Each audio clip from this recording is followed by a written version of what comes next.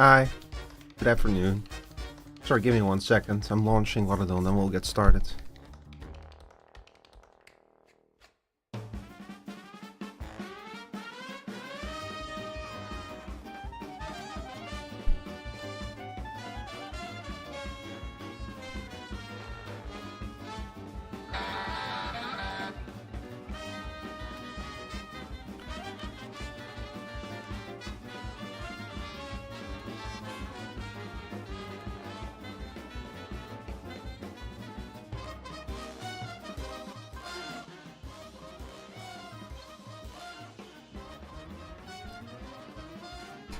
Hold up, hold up, hold up. It's launching, it's launching.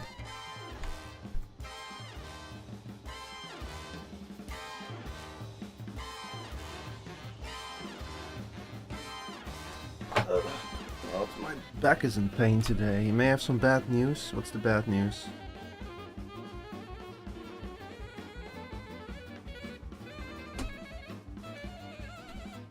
The bad news that my back is in pain? I don't know why. It's just, you know, I'm older than 30, so sometimes I just wake up with my back in pain for no reason.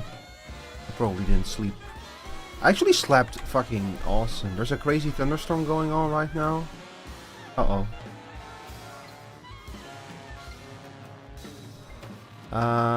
Do you want to take the risk?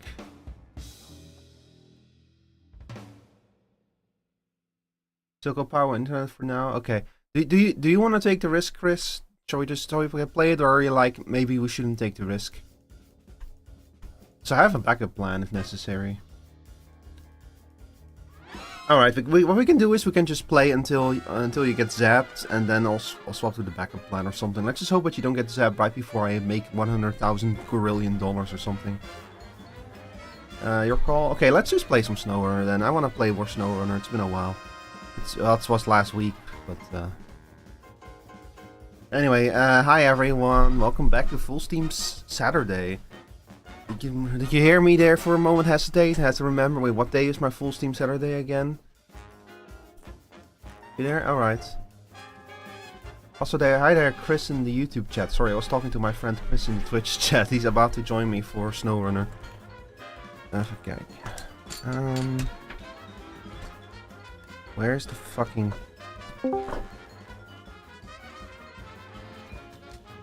Oh, Jesus, I could... Nah, you're the Chris from the Twitch chat. I could hear the rain behind you for a second there. It's gone now, but... Is it really... Oh, I was muted. I could hear the rain behind you for a second there, that was amazing. It's gone now, the effect is filtered out now, but for a moment it was like you're standing in the middle of a rainstorm. Which I suppose you are.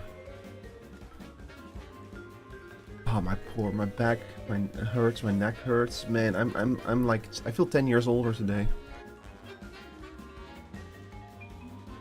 Oh yeah, I know. Hang on, let me switch my status on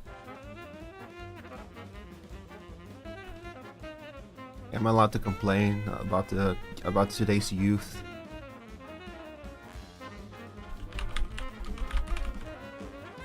What? No, go on.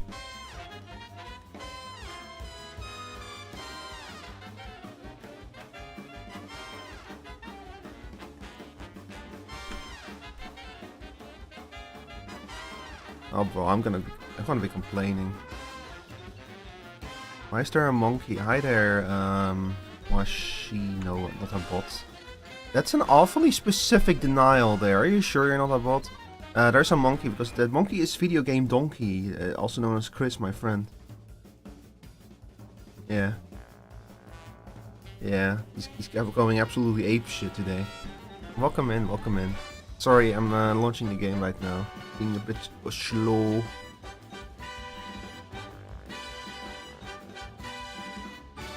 Lord, my poor back. Man. I'm probably just paying for the fact. Earlier this week I tried to fix my sleep schedule by doing an all-nighter. That was a mistake. Why is my category still set to mouse PIs? That shouldn't be the case. Oops. Wait, I didn't actually... God, I completely You know, I set up my YouTube stream and everything nicely with a title, and then I just completely forgot to set up the Twitch stream. You can tell what kind of day I'm having. Hang on, let me fix that.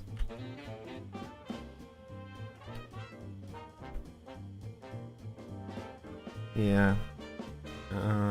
Let's see. Snowrunner. All right, it should be set up properly now.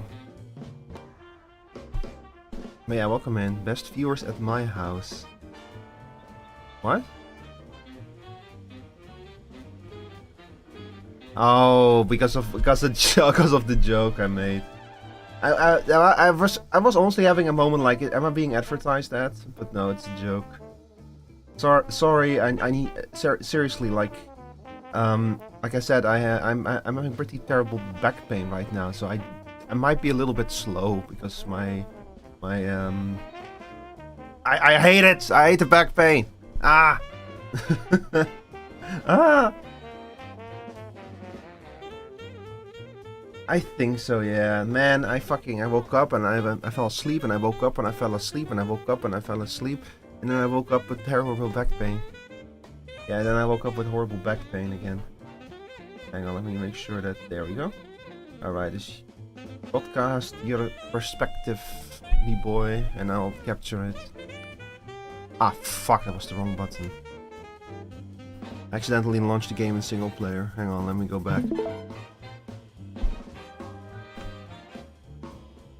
You know, the funny thing is that this game has given me... I swear this game has given me, like, a better insight in trucks in general, because I was, like, I was driving over in, like, you know those industry areas? Where there's, like, just a lot of, like, companies and, like, factories and warehouses and such. You definitely have those in the US as well. So I was driving over one of those, and I wanted to pass by a place where a truck was, like, driving... like backwards, because they had obviously taken a wrong turn and they couldn't continue because the road ahead was like blocked off for trucks and only like regular passenger cars could make it through. And they were like doing really weird like little turns, little twists, like covering up most of the road, trying to get to the other side of the road and such, driving backwards. And it took forever and it was extremely annoying because I had to wait for them. And then as I was like watching them, at some point I realized like, wait a second, the reason why they're being so weird about this is because they're trying not to share. That's why they're taking such little turns and being super slow about this. Surrey bot banned Washi, no, not a bot. Recent spam detected. What? Wait a second, no, you were not supposed to be banned. The thing that your joke set off Surrey bot, Washi, not a bot. Yeah, I might not wanna make that joke. Hang on, let me see. Can I undo this? I have to go into this, oh god. Hang on, I don't know how to undo this. Saribot deleted them so thoroughly that like I cannot even see their messages anymore, and I don't know how to enter like, you know, like administrative mode.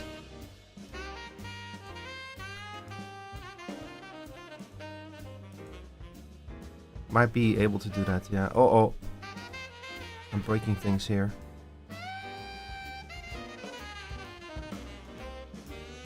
Hang on.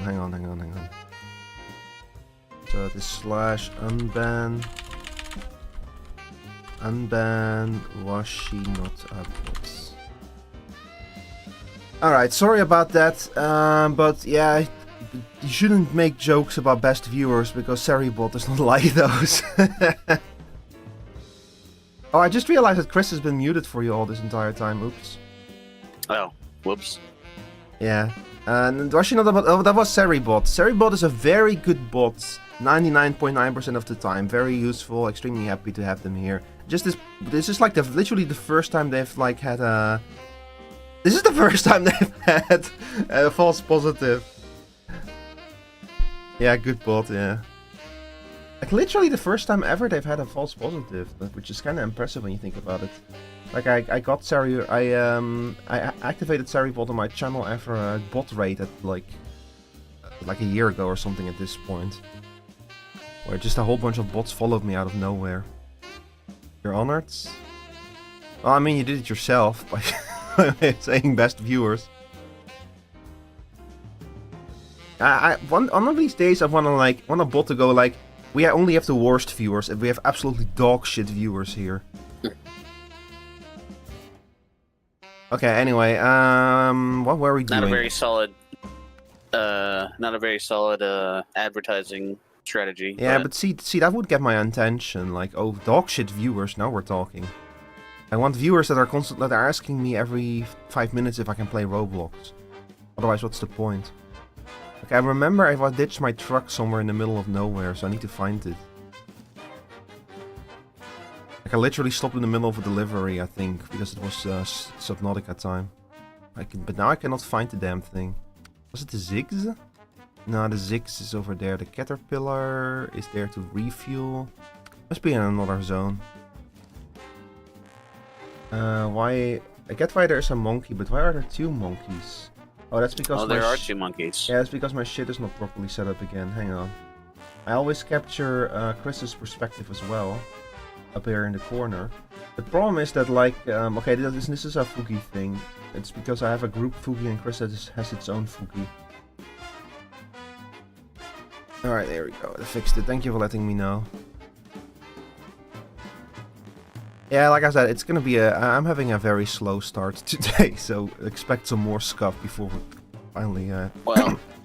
oh my god. You can expect scuff from the both of us today, don't worry. It's gonna be a scuffy day. But hey, at least we'll have all the scuff out of our system before Snowrunner later today. I'm trying really hard to remember what the fuck I was doing.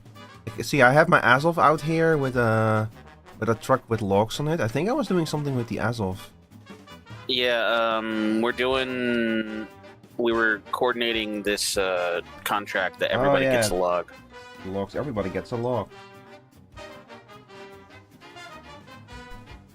What type of logs are in the truck that you got?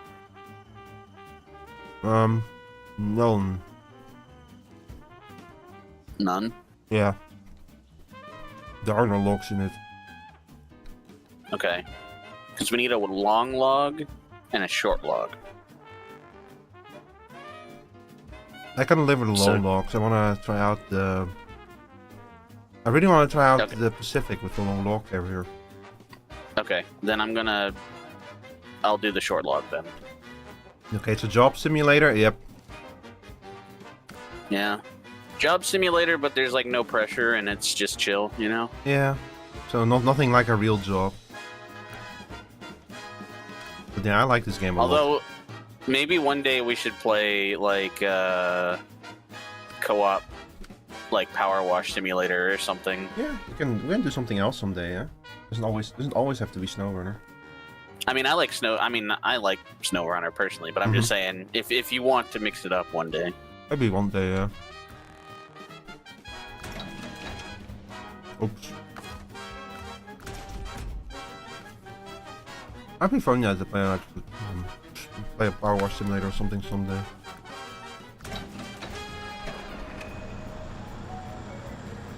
Alright, we're about to do what this truck was born for. Also, hang on. I think I'm gonna change the paint job a little bit.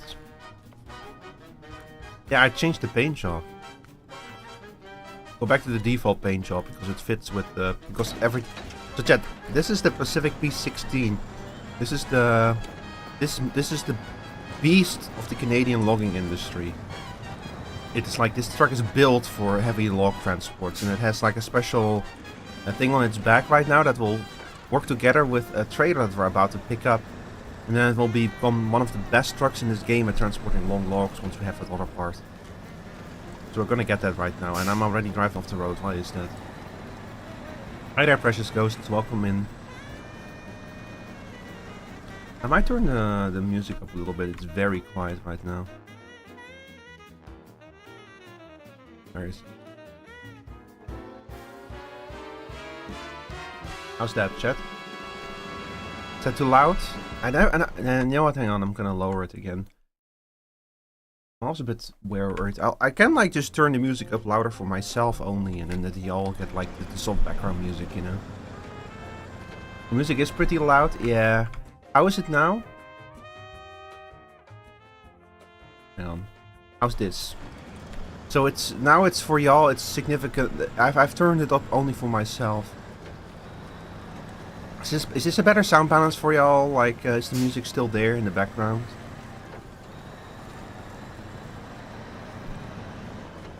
It's a bit difficult to balance with this game because the You want truck volumes, noises and music and yeah, the volume levels of the different trucks are also wildly different. Like if you almost the older trucks are all so much louder than the newer ones, and especially the Russian trucks are extremely loud. Hi there, Genty Beckery. Hi there, the gaming-driven doctor. Welcome in. North Carolina, good map. Yeah, we've been having a lot of fun with this map. This has been one of the best maps we've played. yeah, so far I think this is. I mean, not that we've played every map, but this is definitely the best one we've had so far. Yeah, compared to maps like compared to the maps we have played, yeah. You don't want to touch my safe? No, I would never touch your safe. The truck is loud. Yeah, there's not a whole lot I can. I've already like turned down the truck significantly, so unfortunately there is not a whole lot I can do about that. You're on hard mode, Yukon. Oh, you play it on the realism mode. God, I cannot even begin to imagine that. We've been like joking about it if we want to try out the realism mode someday, but man, it sounds like it's gonna be a hassle to actually play that. We get stuck in dumbass bullshit too much. Yeah. I still need to make like a compilation of every time I got my truck fucking stuck in something. It's we get stuck, or we flip over, or it's gonna be a long compilation. Something. I have to pay for everything, including bringing your trucks over. Yeah, I saw that. If you want to like deploy a truck in a different area, it will cost you money as well. Yeah, so that's really something where you have to be very careful, very systematic about the way that you approach the game. I don't think you're supposed to hit those signs. No, those are hit signs. They said like hit me. Didn't you see it?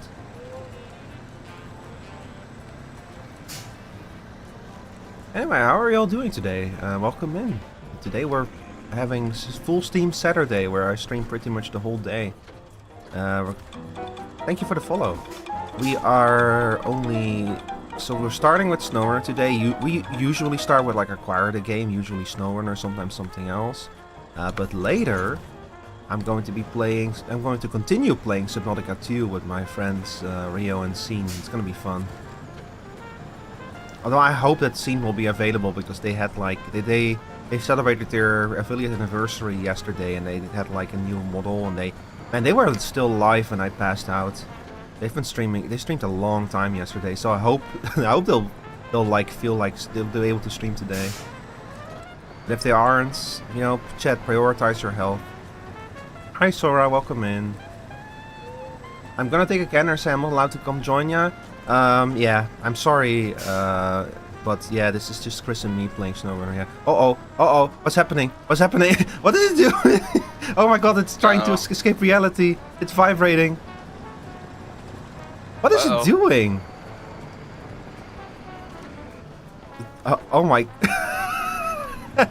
You, Hold up. I want to reattach your trailer. Yeah, hang on. Give it a second.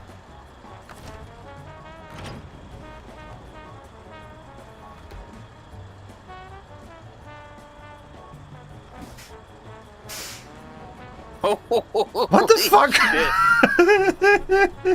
What the fuck is happening?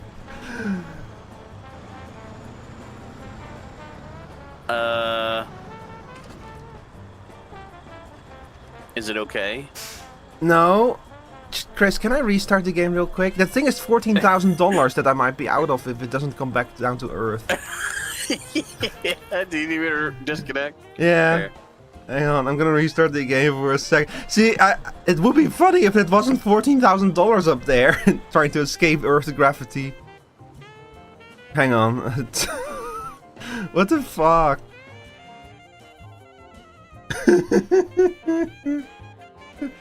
What the fuck? How are you gonna get it down? I don't know. I'll figure out something. What a great start, I know, right? Listen, chat, I warned y'all that there was gonna be a scuff-filled day, but I didn't expect it to be that bad.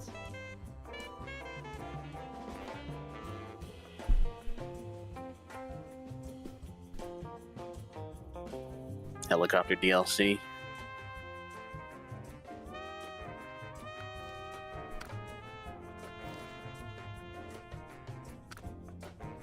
Yeah. Sorry, I'm taking a bite of my sandwich. Okay, it's up in the sky normally now. Oh man, I just remembered that now I'm gonna have to drive all the way back out there. Still doing it. I think that this trailer might just be bugged permanently. Am I playing with the short vibe-giving guy again? Hmm. If you mean Chris, yeah, he's here.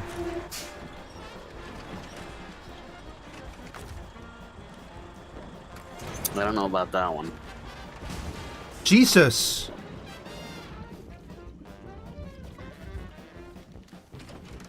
How am I gonna get this truck back to the fucking garage? I just wanna like sell it. It's $14,000! I think you're just gonna have to drive with it attached. Oh my god, why is this happening? Is this a common thing? I've never had this issue with this trailer. The funny thing is that with the music that's playing right now and everything. Okay, hang on. I am going to I'm going to go back to the... I'm gonna have to like lift the truck back up, so I'm gonna go back over here. I'm gonna... Where's my Zig? Where's the Mastodon? I think I left it over here. You gotta drive all the way back. Phasmophobia? Yeah, we're gonna need like a ghost hunter to fix this problem.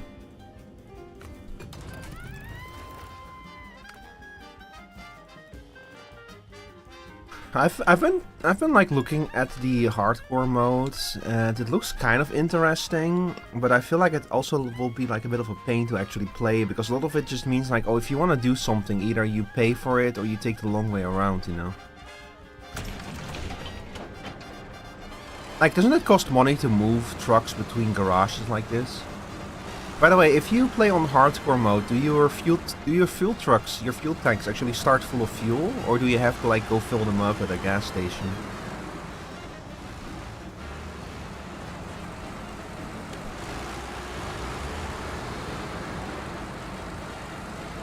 All right, let's see if we can do something. If we can do something to help with this truck. I might just have to literally lift the thing with like my winch, like it's a balloon trying to escape. The problem is that I cannot sell it until we're back at the fucking trailer store. Man, it would really suck if I was out of $14,000 because of that thing. By the way, if you want to hear loudness, this truck is like the fucking king of loudness. I have to turn down the truck volume for this thing alone.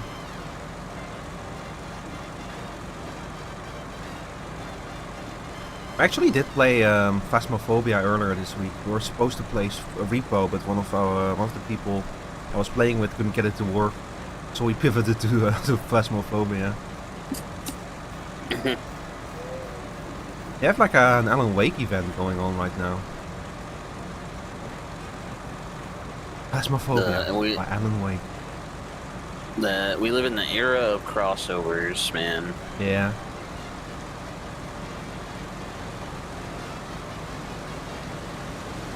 Yeah, thanks to, I feel like Fortnite is in a large part responsible for that. Although it's not the only cause, and it's not the only symptom of it.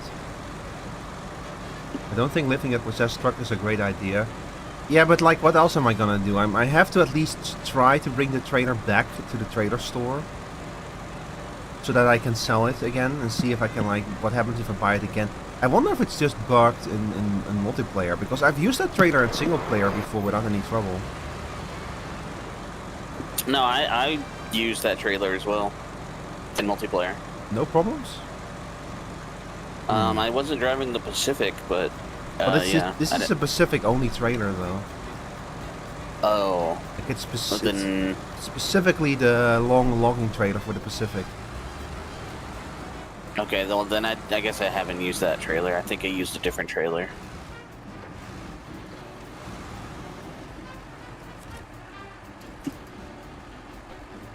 Nope, it immediately starts freaking out again.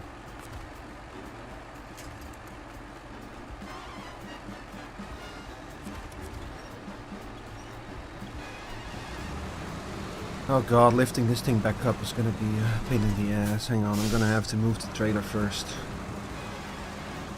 Well, if there's one vehicle in this game that can pull it off, it's this one. At least if it will get out of the ditch.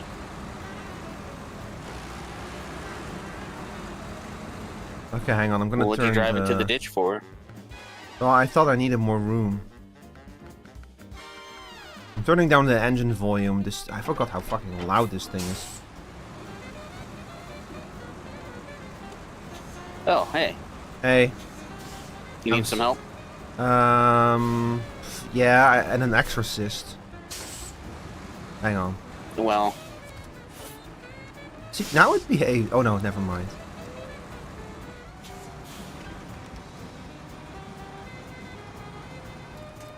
Do you need to drive past it? Be careful. Well, let me get on this side of it. It's really funny how you drive past it. It's like it's trying to attack you, know, like there's a yeah. I was gonna see if there's something I can do to help flip it, but if I'm waiting to see what you do. I doubt it.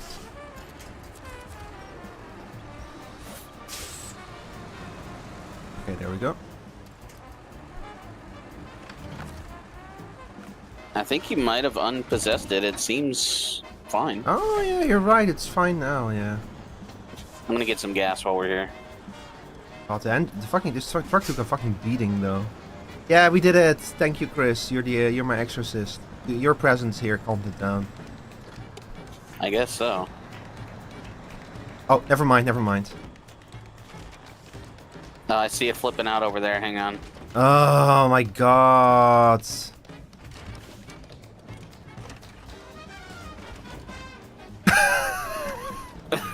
What am I gonna do?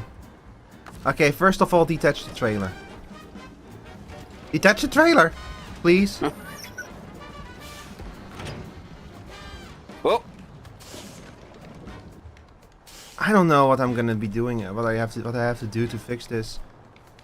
I think that using the Pacific. You know what? Let's just forget about it for now. It's fine. It's there, out in the corner. What I'm gonna do is I'm gonna recover the Pacific. We could take it back to the trailer store. How? Every time I move it, it starts freaking out. Now, what I'm gonna do is I'm gonna use a different truck to transport those logs. Hang on, I'm gonna drive out there. I just wanna see if I tow it, if it'll flip out. Well, maybe.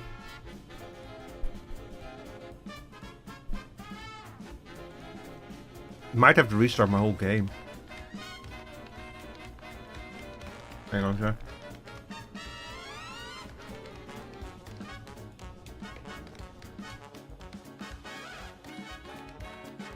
Oh, oh, oh! I did warn you.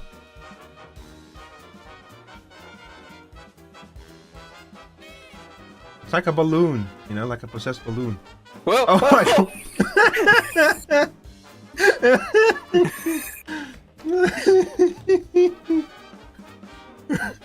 I warned you! I warned you! Where am I?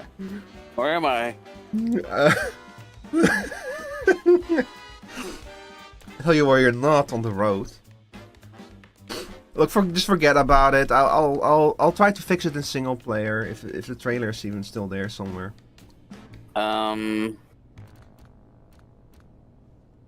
Where did that trailer go? We just don't know.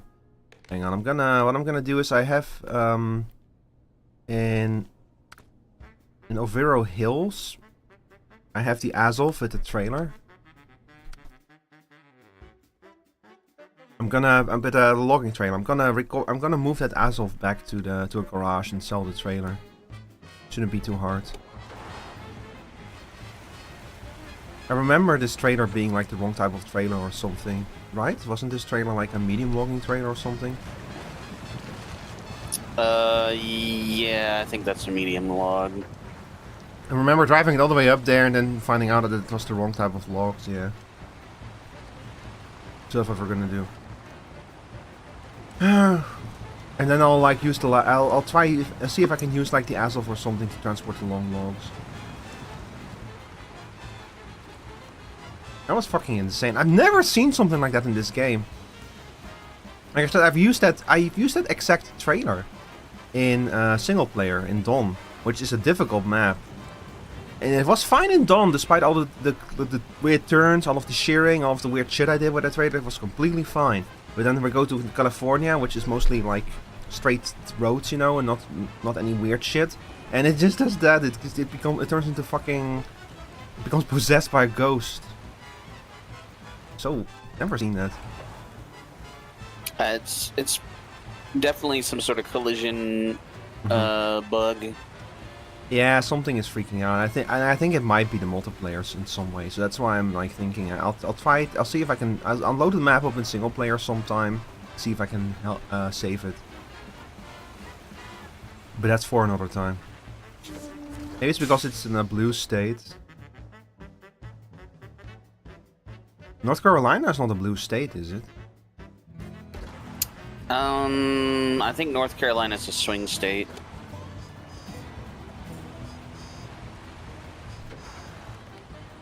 I can remember Ari complaining about it that North Carolina has been red for a while now. Yeah, I mean, I think currently it's red, but in the past it has been blue. It just swings depending on, you know, yeah, whatever. Depending on political climate, yeah.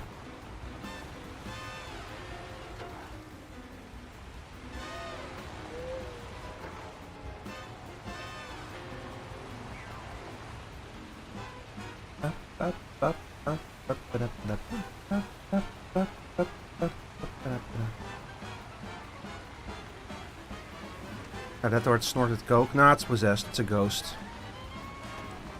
One of those ghosts we hunted on Tuesday came with me and infected the trailer. I'm gonna call That's what happened. I'm gonna call the Phasmophobia crew to hunt to like determine what kind of ghost it is for me. It's probably a poltergeist. Maybe it's the Obake or something. And they've added a bunch of new types of ghosts to the game, and I was like, so you'll have like, you'll think it's like a particular type of ghost, and you like finish the game, and it tells you that you're wrong, and you see a name of a ghost you've never seen before. Like what the? I was like, what the hell is an Obake? Do they still update that game? Yeah, it actually got like a big update recently that finally added character customization. And the funny thing is, they were forced to do that because the models that they've been using are so old now that they literally are like they're no longer available at all or something. Like that Phasmophobia doesn't. It actually like I feel like it's weird because when you compare it to the way that the game was when it came out, it seems like not a whole lot has changed, but it does update fairly frequently despite that. But like usually with new maps and stuff.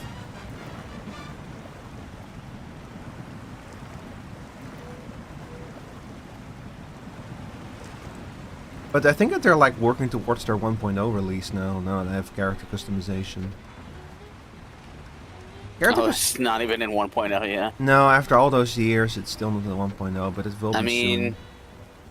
Hang on, let me make some room. 7 Days to Die was that was an alpha for like 10 years, so I guess I can't really blame them. Yeah. Hey, it's just the new era of small team development. You know, you can stay in early access for like a decade.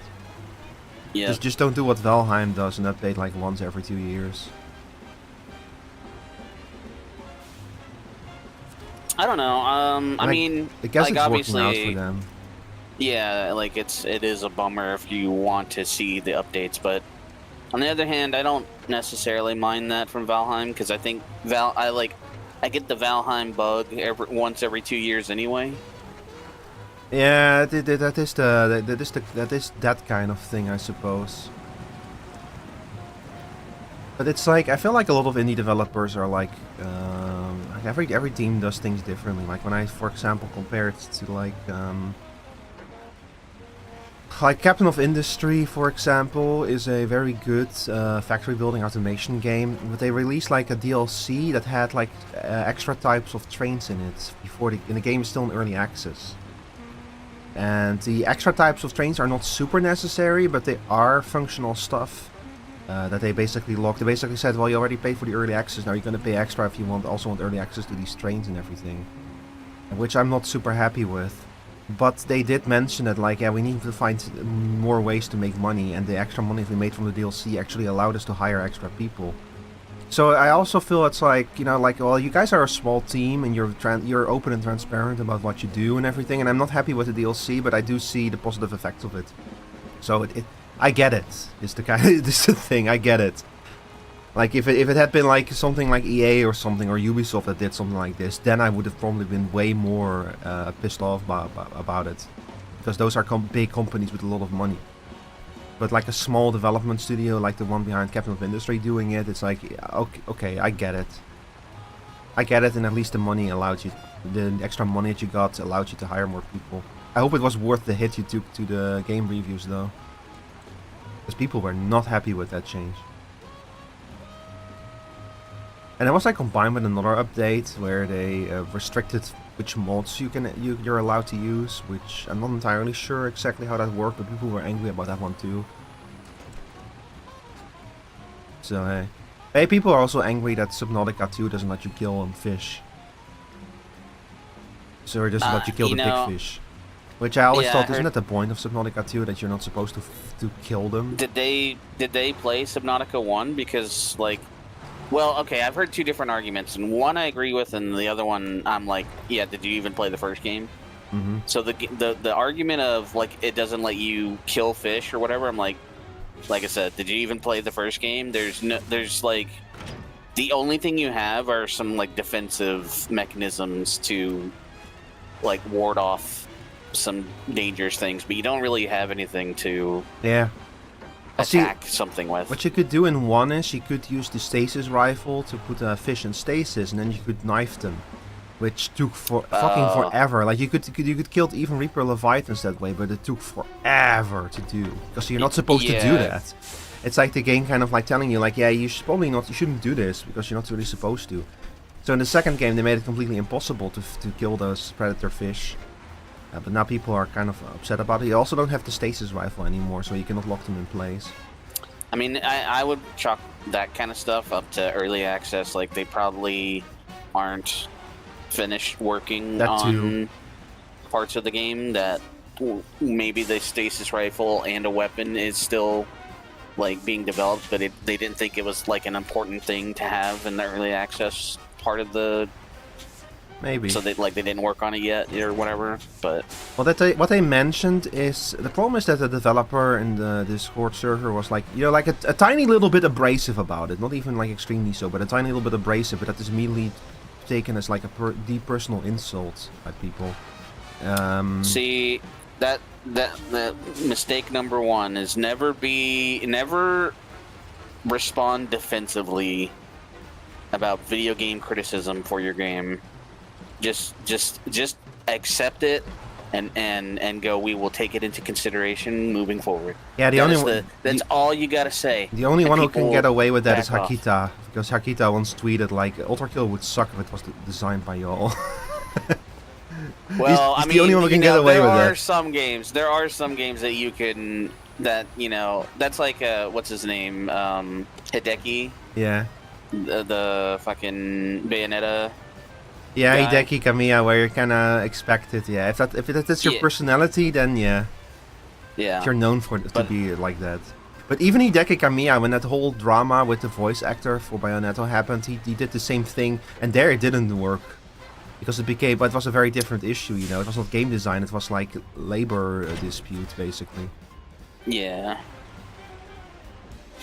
Okay, hang on. So can I now put a heavy trailer on this? The rear side of a heavy trailer. Like I said, you can respond in a way that doesn't mean you're going to do it. You can just say, we will consider it. You know, we're accepting feedback. We're considering how to make the game, you know, the game going forward, and you know. Is the foldable logging semi-trailer, can that one be used for long logs? No. Okay. I might have to bring a different, I'm trying to remember which truck supports long walks.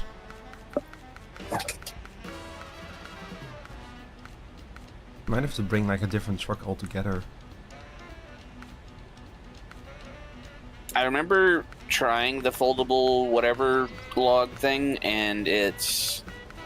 I don't remember why it didn't work, but there was some reason it didn't work. Is it because it's foldable? I don't know. Might have to be like extended or something. There is a long log trailer. It's called like the... it should be near the top, I think. I remember that most of the long log trailers are like rear sections that need like a front module to work. Maybe that's why I don't see it. I need the front section. Okay, hang on. I'm gonna recover this. Let me see if I can even put it on here.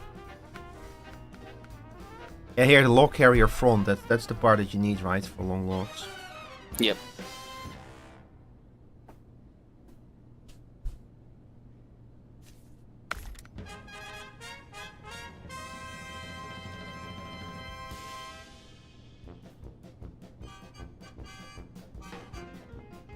Man, it's been a while since I've just carried one single, like,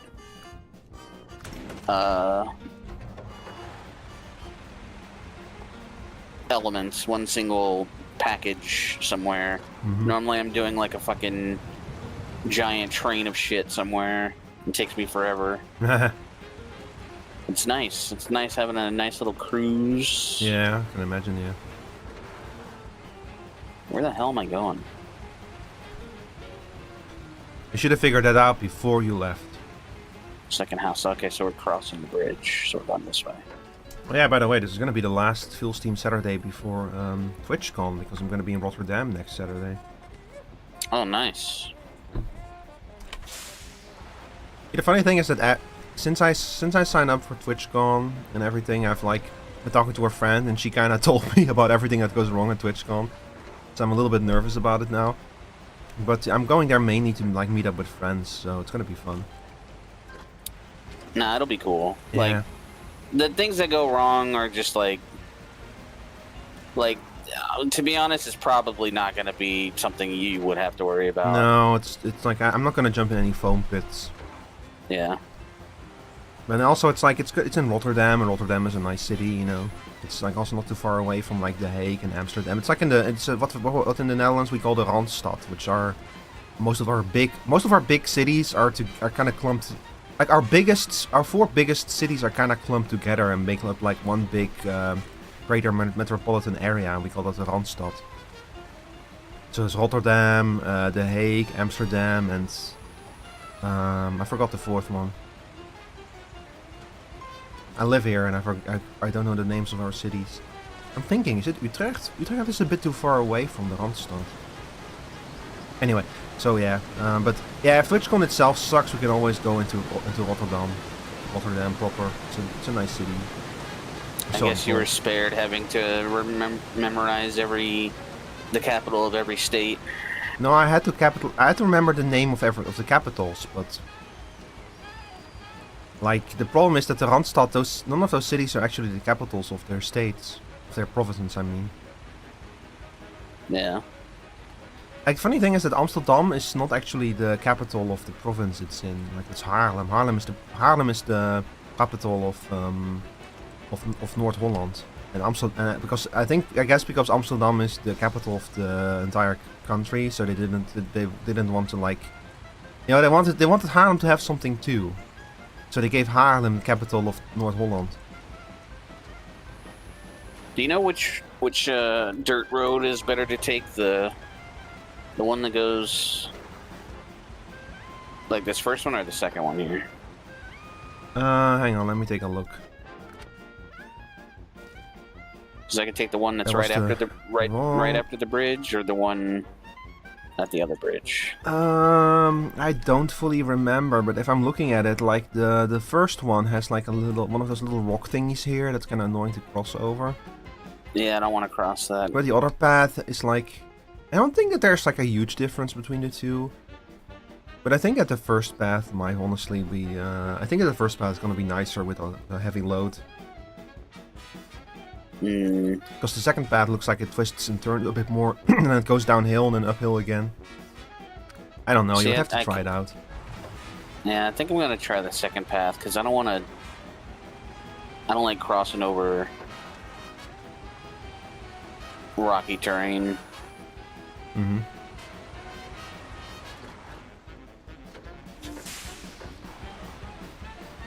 That's fair.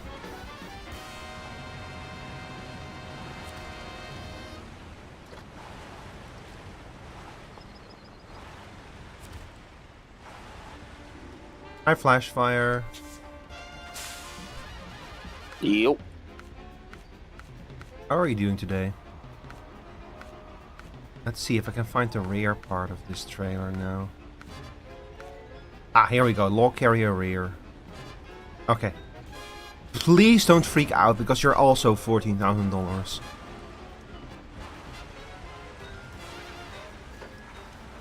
Okay. Okay, it's working, it's working, it's playing nice. We've already had like, hi Monokuma. We've already had like an issue today, Flash. One of my trailers freaked the fuck out and then flew up into the sky. Oh man, we should have clipped it. There were like 4 or 5 funny clips from that. It's still there in the vault. I'm literally recording. So I'll go back later and clip it or something.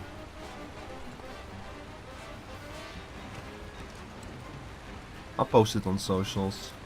I'm waking up to ash and dust. I wipe my ass and I slap my nuts.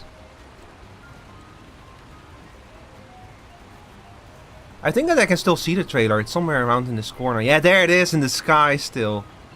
Yeah. You see that yellow thing there? Up there? That stick? Yeah, that's it. That's the trailer. It was... I don't know what was going on with it, Flashfire, but it was freaking the hell out. I've never seen something in this game do that. There, you can see the yellow stick up there. Like the yellow pole that it was connected with.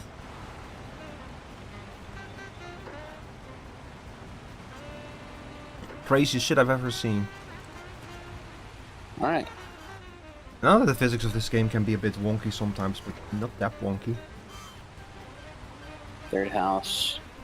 Third house is going to need 1 short log, 1 medium log, 1 long log.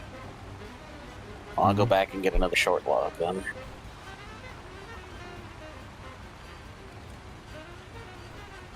I shorted a medium log? Damn, I shouldn't have sold that trailer.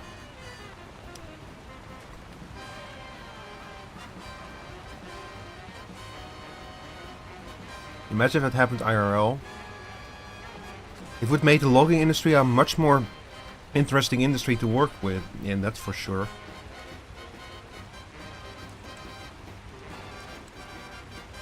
Imagine if working in the logging industry meant you had to deal with logging trailers getting possessed every now and then by like the spirits of the trees that were chopped down.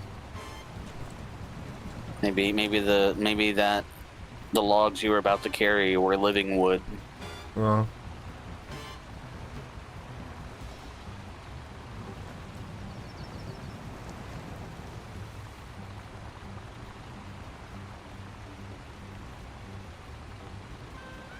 but that's why they tried to go to heaven. I might have to bring a fuel truck out here and park it somewhere because there's no gas stations out here, man.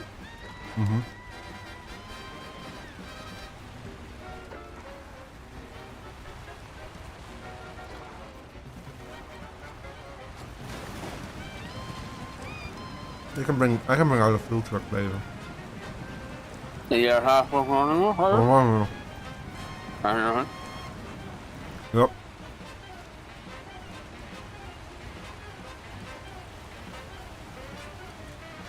I can bring out a fuel truck later. Do not mess with Ents. True. That is so true, bestie. And one of his trailer was a mistake. But his truck was a mistake. I like the asphalt, but man, when it's on like a weird tip like this, it gets completely stuck.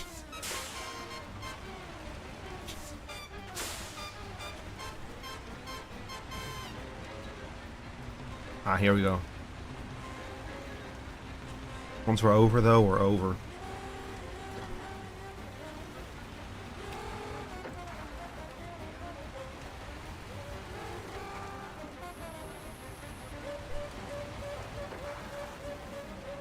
Once you're done, you're done.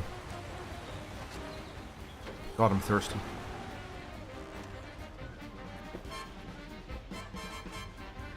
And these tires are quite good. These are some good tires. Sorry, Chad, but I just realized I haven't really drunk much today yet, so I just drank my whole glass in a single gulp.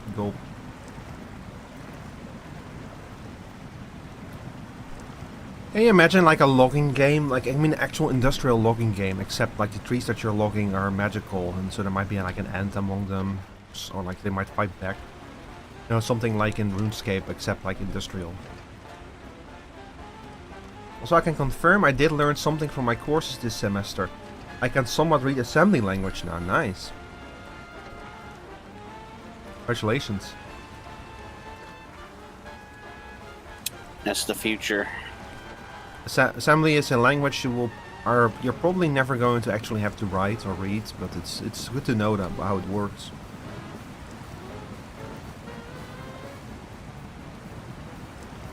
I remember like the story about this guy who I think applied for a job by showing that he could write like a wrote chess program in assembly, and the response was, "That's really cool, but this is not really going to benefit you on the job."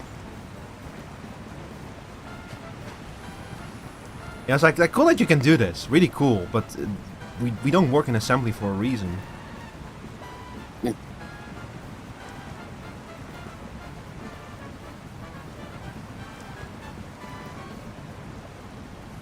Oh God, please, let me out. Wasn't like Roller Coaster Tycoon written in assembly or something? I remember like a story like that, and that's the reason why the game still works so well even on modern systems. Wow, this is worthless. Which game? Roller Coaster Tycoon? Yeah, Roller Coaster Tycoon. I think was written in assembly. You know, the crazy thing about that game is there's actually a randomizer for it. Oh, there's like have you ever seen Open RCT? Yeah. Yeah, fucking crazy. The stuff that people have done with that game have added to it with thanks to Open RCTs, and say you can play Open RCT in multiplayer. Wow. Yeah, so you can like build a thing together if you want to. That could be fun, maybe. Architect also has a multiplayer mode. Built in, not modded in. Architect is always what I like kind of hold up as like Architect to me is like Roller Coaster Tycoon 4.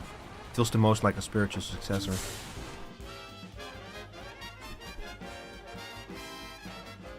There needs to be a Okay, sorry, 1 second, I'll be right back.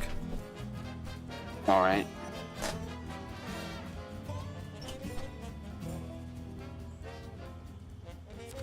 He's gotta refill his water.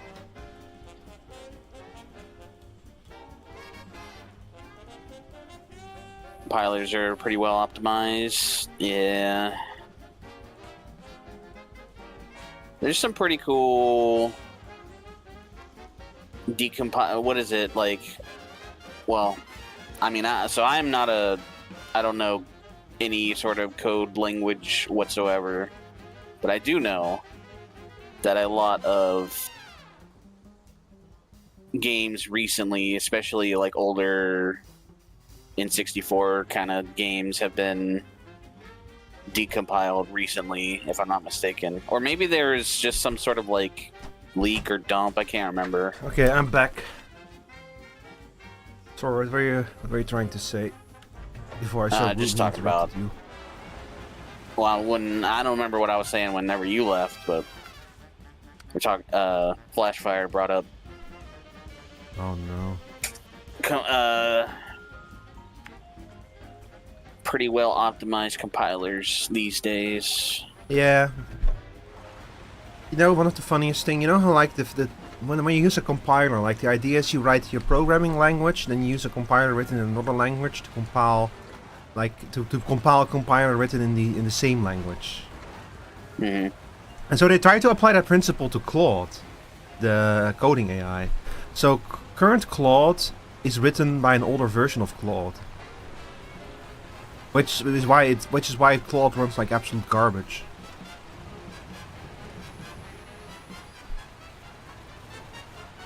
I guess it's like, you know how for a long time we were talking about like the technological singularity, you know, when AIs were become better than humans, and you would have like a recursive effect of AIs making themselves better.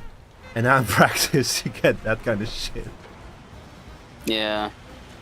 Now, I find it kind of interesting because you can see how like now that we realize what AI actually is and what it actually does in reality, you can see how that is starting to affect fiction as well, because they brought up in Subnautica 2 you're dealing with an AI called the Noah, and there's like a log about it explaining how the Noah is capable of like he's kind of deliberately designed that he does not always follow the letter, but he can follow the spirit of orders. But there's like a talk where like people talk about, yeah, like the Noah can just straight up believe things that aren't true if it believes that those are that those benefit like its mission. And then they talk about, but isn't it like a bad thing? Isn't that a dangerous thing? And then they say, well, it's what humans do too. Like humans, like one of the other characters in that game came up with like a whole religion that was like based on nothing. But she did it because she was able to cope with the mission and what they were trying to do there. And I found that very interesting because that's basically, they said like, yeah, the Noah can hallucinate, and it's kind of like intended to do that as well. And that, I feel like that to me is like, now that we know about AI has hallucinations and stuff, how that has like kind of affected the way that we think about AIs and how we write about them in fiction. Oh shit, there's an app break. And I had this whole cool thing about AIs to say, and we were in the middle of an app break. Rip. Ripperoni. Ripperoni and pepperoni. Mm-hmm. I should say, this cool thing to say about AIs in fiction. Okay, I'll continue this talk in 1 minute when the ad break is over. Okay, we have to go all the way over there. Man, the long logs are kind of out of the way. I'm definitely gonna need more fuel. Is this a shortcut? Yeah, it's a shortcut. Man, wow. Okay, I am impressed by this truck right now. Huh? Just impressed by its ability to handle the terrain with no problem. It's the Taiga, right? Yeah. Yeah, the Taiga is really good, yeah. Okay, this isn't gonna work. I'm like getting myself stuck there in the forest. There's like a bazillion little stumps. Why did I try to take this route? Why? Why did I do this to myself? Why did I do this to myself?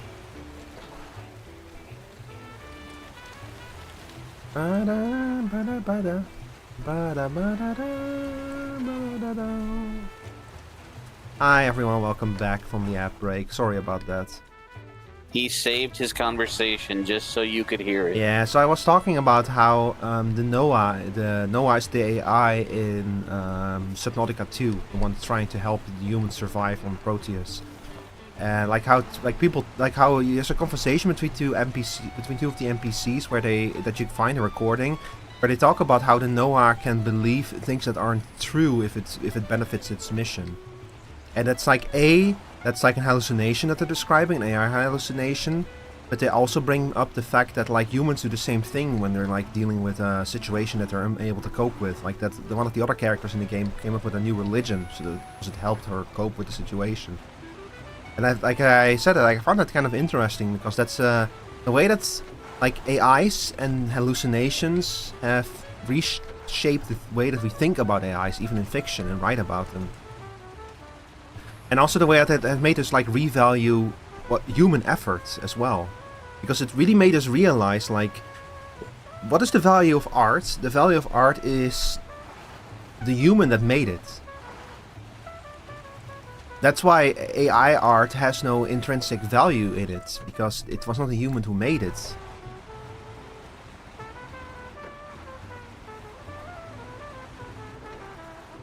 Like sorry, this gets kind of philosophical and everything, but it's about like how when you try to art is like a form, to me personally, art is like a form of language. You know, you're trying to communicate something.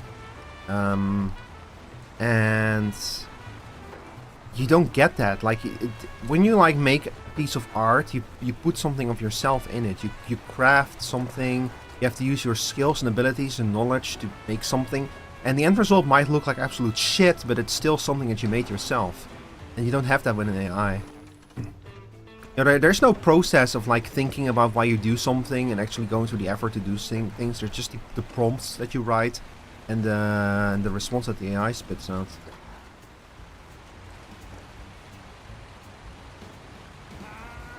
Like, I was thinking about it when I recently got like the commission back, the character design sheet for my current D&D character. And I was thinking about it, like, I could have asked an AI to generate like an image for me, but it would not have turned out anything like the design I got, because that design was really a result of like a back and forth between me and the artist, between me having ideas for that character and the artist kind of like throwing in their own ideas as well and communicating back and forth and everything. So that whole process would not have taken place if I had just used an AI to make it. And also I probably wouldn't have gotten I would have probably gotten like something with 6 fingers. GAI is a regurgitation of the human dataset of art. Yeah, it's like someone trying to imitate human language without truly understanding it. Okay, I got the long logs. What's the fastest way to get back? Probably just turning around, actually, if I can pull that off. Human perspective of art, yeah. If nothing else, it's like the whole AI thing is very annoying, but I do like the kind of like the way that it's reshaped the way that we think about that stuff and the kind of conversation that we're having about it, and especially if humans actually having to answer the question now of what is the value of art, you know. So that is kind of, to me, is the interesting angle of it. Well, I saw a friend of mine boot up Deadlock. It's Deadlock time. It's locking time. Well, the human, the arts are really just a series of dots and lines. That's another way to think about it, yeah. I guess it's like how language is just a series of sounds. It's like the interpretation is important, but also like the original intent and everything. What does my humanity look like? I guess that's a way to look at it, yeah. What is humanity? That's another question that we're like rapidly approaching the point of when you have to answer it. That is another question that Subnautica 2 kind of like confronts you with, because in Subnautica 1, respawning and death were kind of hand-waved as game mechanics, but in Subnautica 2, they're actually part of the technology and the lore. If you die, you get your mind gets moved into a new body, basically. Like your body gets reprinted, and you get a new body, and you literally start the game.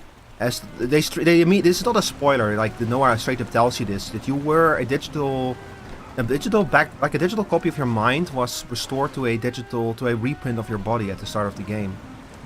Like straight up, this is merely what they tell you, so I'm not spoiling you all or anything.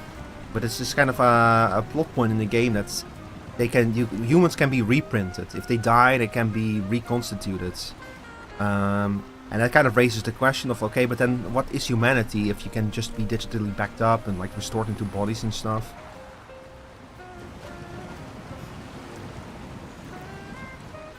Makes you think. Yeah, it really makes you think.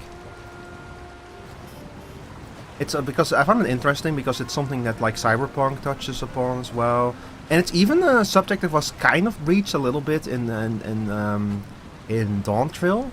Because of the empire that we meet later on in the game, who have like much more advanced technology, and how they look at like the mind and the soul and everything. But unfortunately, Dawn Trail did not quite go into it as deep or as interestingly as I was hoping they would. What counts as being human? Well, if we are truly able to back up the human mind, make a digital copy of it, and then move into a new body, if you die and you are we are like brought back, is it still you? That's what I'm saying. The one thing that I thought was interesting about Dawntrail is that because that other empire, their conclusion that they reached was like, okay, listen, if what the person truly is like their memories and their mind, then that means that the soul is nothing more than a vessel. So they did not consider the soul to be a person, and because of that, they started treating souls like disposable objects. That was the most interesting idea in that game. The idea that, well, if you consider this to be a person, then the soul itself is just like an ether battery. But again, I feel like, man, they kind of did themselves dirty in that game by not exploring those subjects more thoroughly. There is a RPG from the PlayStation 2 era that this makes me think of. It's called Xenosaga. Mm-hmm. There's 3 parts to it, and the game is kind of about what, like, how much of you is considered the human part of you, and because like the party members themselves are all various different forms of, like, you know, quotation marks, being human. Mm-hmm. Where it's like there's a character that is just like, okay, just bog standard human. There's a character that they are synthetic life forms, which they call realians. Yeah. And basically they're entirely synthetic, but they have like human rights and think like humans do. Mm-hmm. It's just that they aren't born from humans. Yeah. And then there's like cyborgs, which is like a, you know, like they have removed parts of their body to have cybernetic implants Mm-hmm. and replacements, and like, and then there's, you know, there's tons of different things. It's just like a really interesting, like how, you know, what if you are synthetically made, does that make you not a human? If you're, you know, if is it just your brain, your soul, your flesh? Like, what counts? Can an android be a human? That kind of question. Yeah. Yeah, that's interesting. Those are interesting questions. Yeah, I played like a tabletop RPG years ago that was called Eclipse Phase. It has also like every human in that game, like pretty much every human in that world is like a digital construct at that point because of like a disaster that took place a long time ago. And they're like Earth got attacked by rogue AI, and like the surface got devastated, and a lot of humans were only able to escape by uploading their brain, their cortical stack as they call it, to a cloud. So a lot of humans purely exist in digital format, and there's literally not enough bodies to go around to recover all of those humans that had to like make that jump. And on top of that, there's also like actual AIs in that world, so actual artificial intelligences. So on top of everything else, the AIs are being ostracized because people think like, we don't even have enough bodies for the humans, and now we're also like giving bodies to AIs, which was an interesting angle. Like I actually like played an AI in that. We had like 2 or 3 sessions, not a lot, but I actually did play an AI there. So I was also like constantly having to deal with like humans not liking me just because I was an AI. This was years ago, long before the current AI thing and everything. Man, I used to think AIs were cool. Well, I mean, I think what we have nowadays, older media versions of AI is cool, but like technically what we have right now isn't even AI. It's just like a fucking... Yeah, they're large language models. They're not really the same thing. But so like I said, I find it interesting how it has affected the way that we think about AI and write about it and everything, because it makes it kind of interesting to look at like AI characters from like a modern lens, where you look at something like Shodan, and you're like, well, so Shodan is just an AI hallucinating that she's a god, basically. But also, Shodan is not just a large language model, you know. You forgot I worked in tech there. Yeah, I used to be a cybersecurity specialist. I'm currently in between jobs, as they say. Speaking of being in between jobs, Meep found a job. Oh yeah? Yeah, very happy for her. Nice. So I'm currently like talking about her with like what that opens up of what we can do about stuff.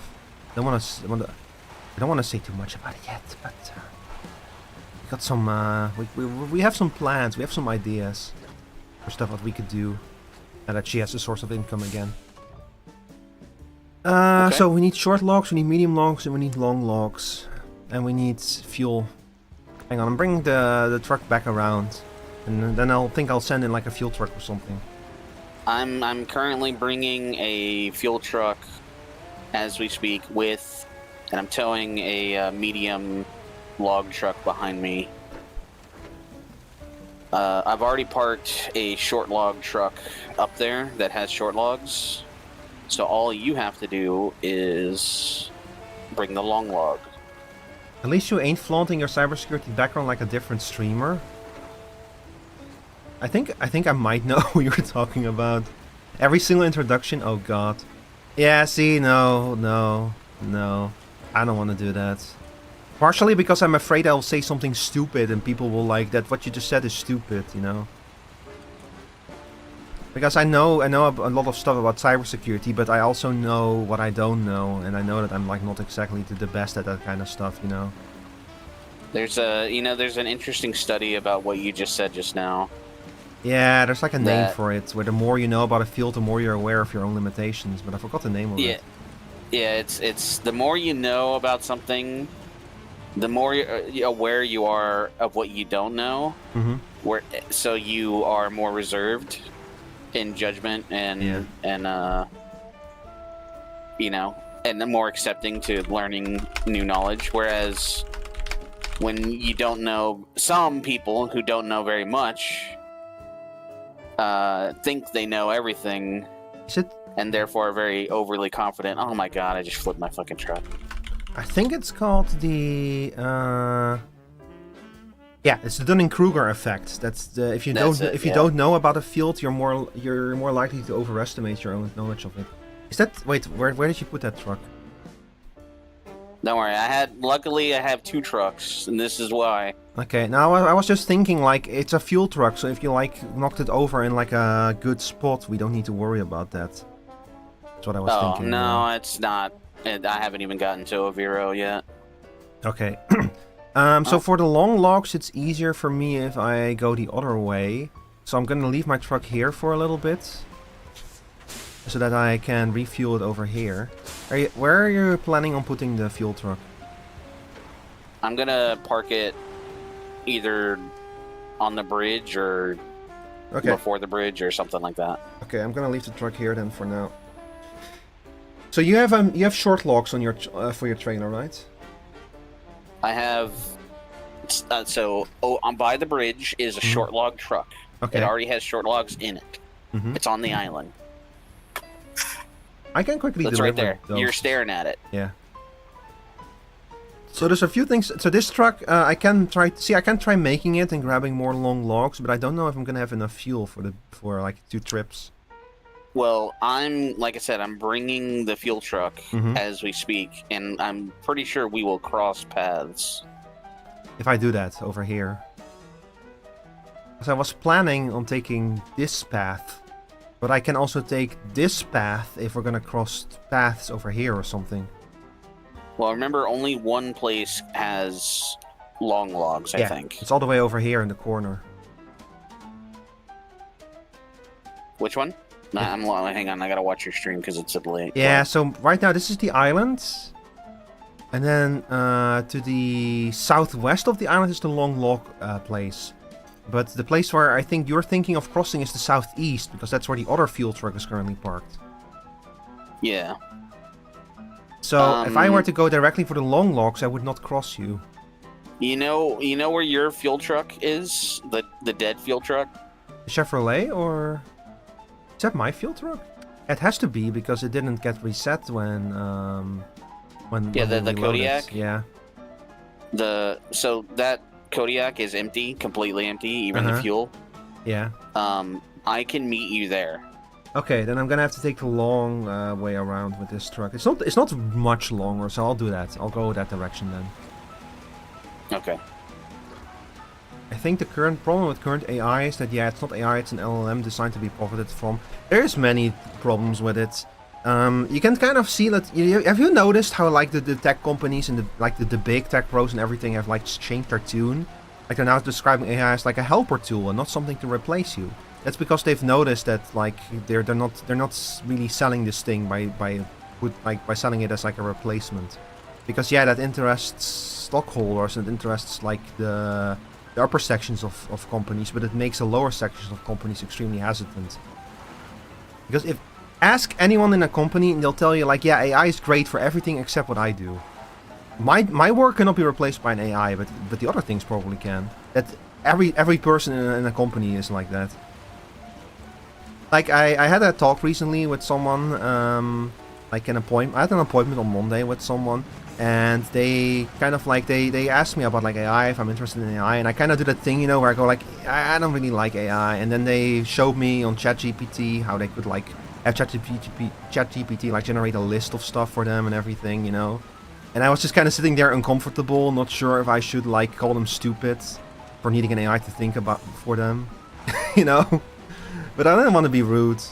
I was just kind of sitting there like, yeah, I don't know if this is for me. I prefer doing this stuff myself.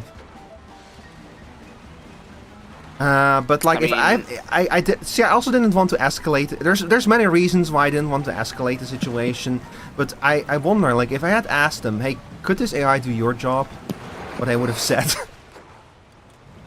If I had like been in a better position in that talk, maybe I would have confronted them about it. But I was in no position to talk back in that appointment. The Google Ads really trying to push it. Yeah, now like now fucking YouTube is doing another thing where if you upload a short, it's automatically enrolled in another AI program. Because of course it is. Hey, there you are.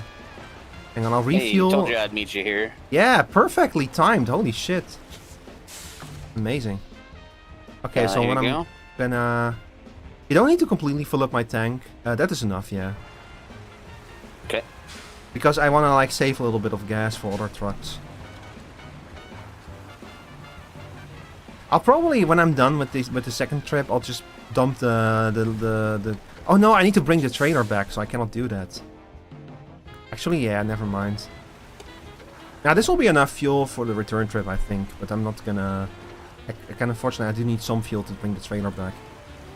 Well, for now, it's parked there until I'm gonna move it once I get the medium logs. Mm-hmm. I'm gonna trailer over to the bridge area. That's okay. I think the infrastructure side of things would still be okay for a while. The infrastructure side of what exactly? Of AI? The big problem is that like AI does not make money right now, because people will use it as long as it's free. But I'm kind of wondering if people like the idea was, you know, the idea with modern, if you want to like the modern plan for any big new industry is you disrupt the existing industry, and when people are completely dependent on your new thing, then you rack up the prices. That's how Amazon worked. That's how Netflix worked. You know, all the streaming services that are now cranking up their prices now that they have disrupted the existing systems and everything. That's how you do it. You disrupt an existing industry, and when people are dependent on a new one, you rack up the prices. And the AI was supposed to be the same thing, where you interrupt, like you make people dependent on AIs by destroying existing infrastructure and the existing industries and existing methods. And then when people are completely dependent on them, you make AI more expensive to pay for it.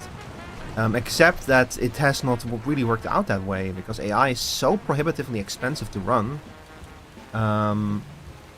that they are starting to have to like rack up the prices now, or find more investment.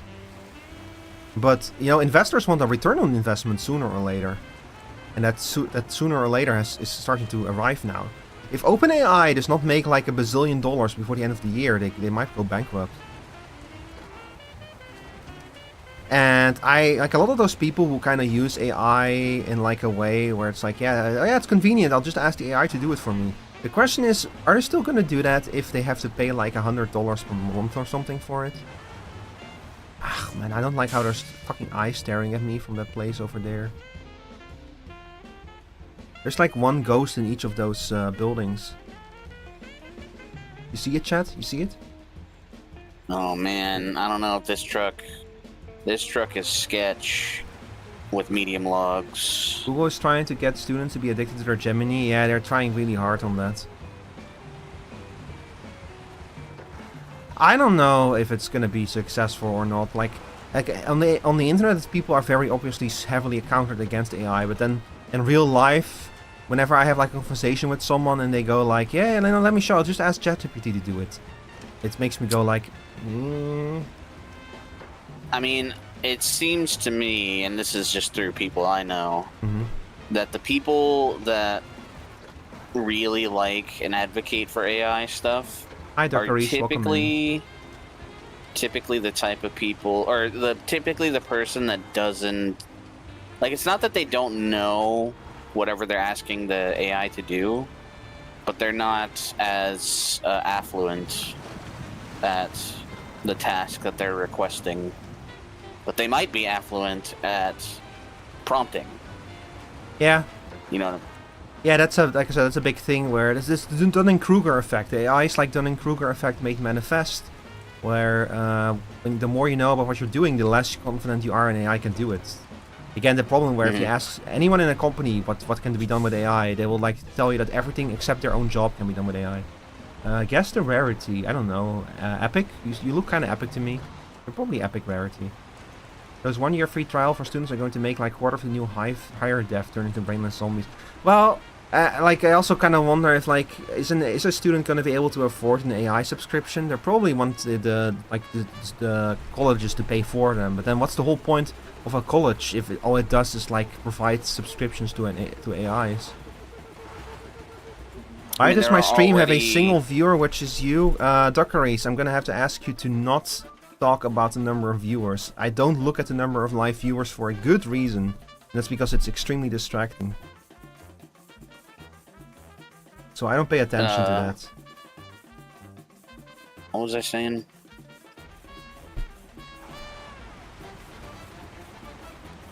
I mean, there's already some like reports. I don't know if it's like studies or whatever, but there's already some things about like students are saying that they wouldn't be able to write like 10-page papers about stuff without AI now. You're supporting AI? Meep, did you come in like the till end of this conversation? It was like a whole conversation about how much AI sucks.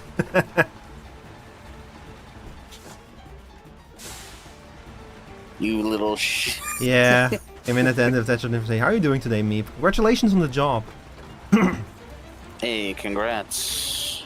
But I think hang on, Flashfire said, I think the corporization of the concept of AI makes at least me think what does it mean to be truly independent and unique, and how would you create that within AI? But if you create that, are they truly independent in their thinking? Are they thinking sentient? Yeah, those kind of questions are like the more philosophical questions, you know? About what does it mean to be a human? What is the meaning of art? What's the meaning of human work and everything? Using them is one thing, relying on them is scary. Yeah, but you can say the same thing about like a lot of technologies, the thing. But yeah, so I really don't like AI, but I feel like, see, when I look at this from like a bigger scope, we live in a weird economy, in a weird financial system where, like I said, this whole thing about disrupting existing industries, and a big part of like especially finances and financing your business is fake it till you make it. And people with a lot of money treat their money like they're in like, they treat the economy like it's a giant casino. So if you are a big investor, a big capital investment firm, you want your money to explode. You want a return on investment that's like 10 times or 100 times or something. So you invest your money in like businesses that can promise you that. That's kind of the issue that the tech industry has to deal with, because tech generally is a safe but slow growing return on investment. So they have to kind of do these kind of things where they promise the world and everything and make like big swings in order to get investors enthusiastic and investing. So that's why we went to the same thing with NFTs. Because NFTs were like, remember everything that AI was promised to us, NFTs are promised to us as well? And it was like, it was fucking like that died down real quick. Because that was the same thing where like investors were were juiced up to do big investments with like NFTs are gonna change everything, and NFTs are gonna make our life so much better. Now you can like buy a gun in one game and then use it in another game as well. And everyone who knows anything about like design and implementation knows that that's not how that works. Well, I mean, I also think it also got some crossover with like crypto kind of stuff, because everyone was thinking like, oh, this is the, I mean, it was kind of advertised as like the next cryptocurrency type of thing, and when it wasn't necessarily like that sort of thing at all. Yeah, the thing is, so we go to a cycle of tech hypes because the tech industry has to generate these hypes every now and then to get investors enthusiastic in investing again, because they want those big returns on their investments. They don't want the safe slow growth. They want to gamble all of that money because they have infinite money. That's the problem with like having organizations that are having so much money. They want to do crazy shit with that money, and they're willing to take the risk if it means that they might tenfold their money or something. And then you get into this cycle where you have like these crazy technologies that are being promised of changing the world. Everyone wants to invent TV too. Except that a lot of stuff is not TV too, and it's very hard to predict that because you never know how things will go. So what I think is I always bring up the example of big data. Big data was one of these as well. And if you look at how big data is used now, a lot of the stuff that came out of that in the technologies are completely pointless, or not used. But there is a few specific ways in which all that big data stuff is actually kind of useful, kind of interesting. And the same thing is going to happen to AI, where I think that like we will find the actual useful ways to use AI, and it's going to be great for that. And everything else, they're just going to switch to a new tech hype in a few years when they need more investor money. So I'm kind of curious what the next one is going to be. It might be quantum. It might be like quantum computing. If they can get computing is starting to get some. Yeah. So that's my prediction. Ground.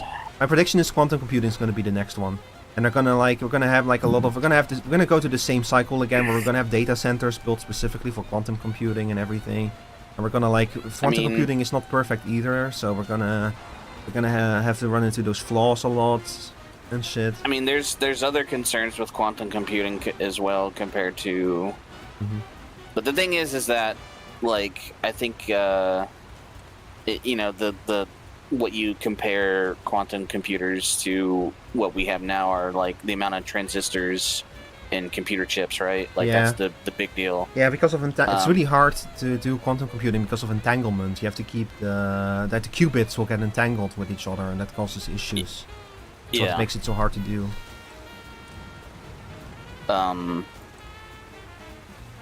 But like, I think the best chip that has been designed so far is only something like just over 100 qubits. Mm-hmm. When if you wanted to do what our computers do now, it would have to be in the like millions or billions or something like that. I can't quite remember. I'm patiently waiting for the day half the internet filled with AI-generated web pages. Have you done a Google search recently, Washi? We're already there.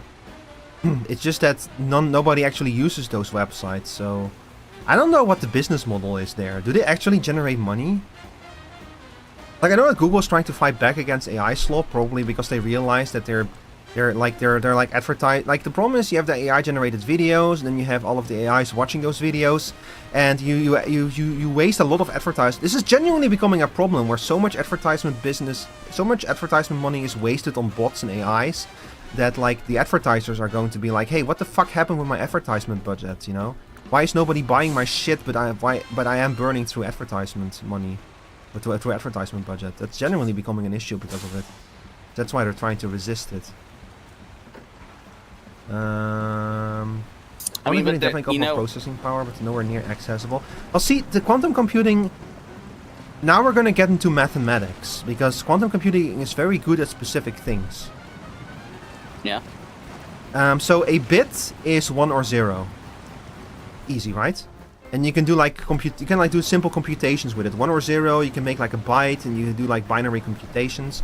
But there are very simple computations. Is on or off. Yeah. So the And smallest. there's no alternative. So the smallest operation that like a processor can do is like two 32 or two 64-bit numbers and add them or remove them or something. That's the smallest computation that you can do, and that makes problems sometimes very hard to compute. Like if you want to like break encryption, you have to do a lot of computations because you have to test a lot of potential answers to see if they're the correct answer. That's what makes cryptography safe. The idea that it's so hard to brute force it that it will take you millions of years to find the correct answer.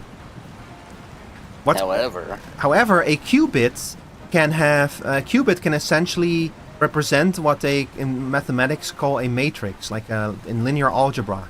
In a qubit, the smallest possible computation that you can do in a single step is a much more complicated computation. And I'm explaining this to you because I also don't fully understand it. I have had several courses in quantum computing, and I still don't fully understand it. But this is roughly how I understood it. That thanks to a qubit, the smallest possible computation that a QPU can do is a much more complicated computation than a regular CPU can do. And because of that, it can solve these big complicated problems where you have to try out a lot of different solutions much quicker than a CPU. But it is a form of statistical analysis. You have to repeat the computation many times, and then you'll get like one answer that has a much higher that you get much more often than the other answers, and that is going to probably be the answer you want. But you're not completely guaranteed that it's going to be the answer, because it's basically statistical analysis. So that's I think is gonna be the big Achilles heel of quantum computing, the fact that it's basically a form of statistics. You're not computing with like, no, this is it. You're computing with this is probably what it is. Hang on, I think the current use of AI has been in medical research, folding protein. Yeah, and Sarah talked about how you can use AI to design better computer chips, which is also a very interesting field. And then philosophical use, introspection, or identity. Yeah, but that's more the stuff around it, you know. Every new technology kind of like forces... It's what used to be the field of science fiction, you know, exploring humanity through the lens of technology. It has now just become fiction, just reality, you know. Didn't know you could stream on YouTube Shorts. Yeah, if you stream in vertical format, you end up in the Shorts feed. Are you talking about that a monkey could write Shakespeare given enough time? Something like that, but kind of the opposite, you know. Where, It's like, that would be like right now it would take like septillions of time of monkeys writing on a typewriter to come up with Shakespeare, whereas a quantum computer it would just be like, well, it could take a few million, you know. It's more like the quantum computer would. How do I describe this? I think that this is, to be honest, I think that this is the wrong metaphor for that example. It's more like you need to open a, like, again, let me give you the example of encryption. You have a lock. You have several billion keys that could fit. A regular CPU would have to try out the keys one by one. A quantum computer can try out like a million, can try like all keys at once or something, but it's not entirely sure if the key that so it's not entirely sure if the key that fit was actually the right key, so it has to try those billion keys again and again and again and again, and then it will say, okay, this key fits more often than the other ones, you know. It can narrow it down much faster just because it can because the most basic computational step is much more complicated than on a regular CPU. Yeah. Unfinished business. What? Oh.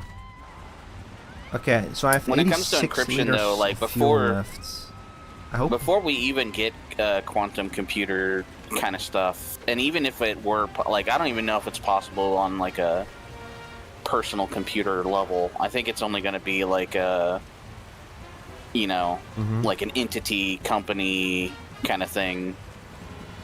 Governments will be like, because I don't think it's like, especially with, obviously it costs like a lot right now to even try to begin using it. But if it ever does become a thing, then I think cryptology and like the way we encrypt and encode things is going to have to change dramatically. Yeah. Hey, scientists, cryptologists have been working on post-quantum cryptography for years.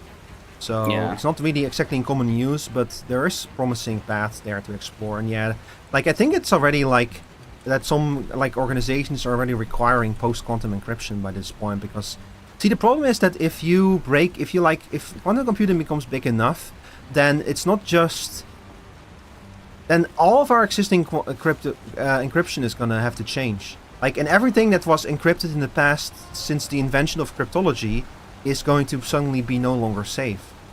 So anything that you've stored, any data or computations or calculations, all of that is going to suddenly be useless.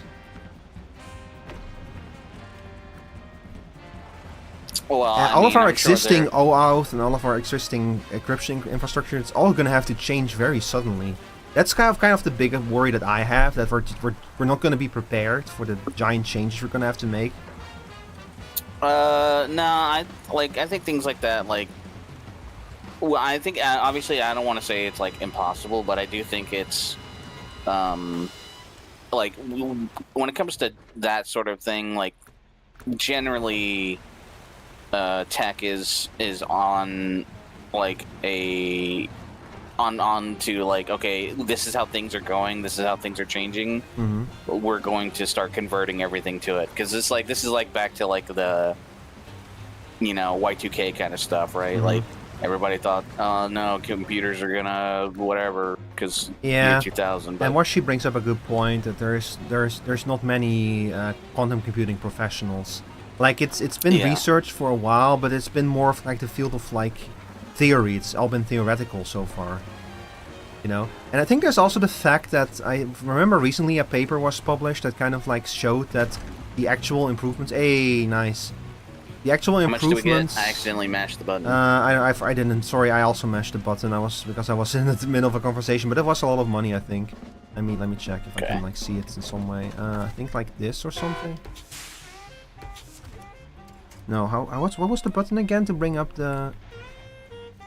I don't know. I don't remember. I remember there's like a button that you can press to bring up the menu. Ah, here we go. Yeah, I think we might have made like $10,000 or something from that one mission. I feel like we made more than that, but it's hard to say. Well, we've done every contract in Pineline Bay and Pineline Energy. Yeah, we're almost done. We just got geodetic guidance. Let's see what. After that, it's just like the individual little tasks. Yeah.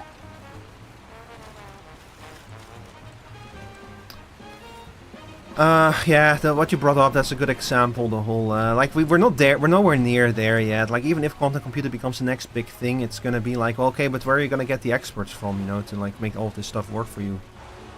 Like you actually have to translate your problems in a way that the quantum computer can do something with them.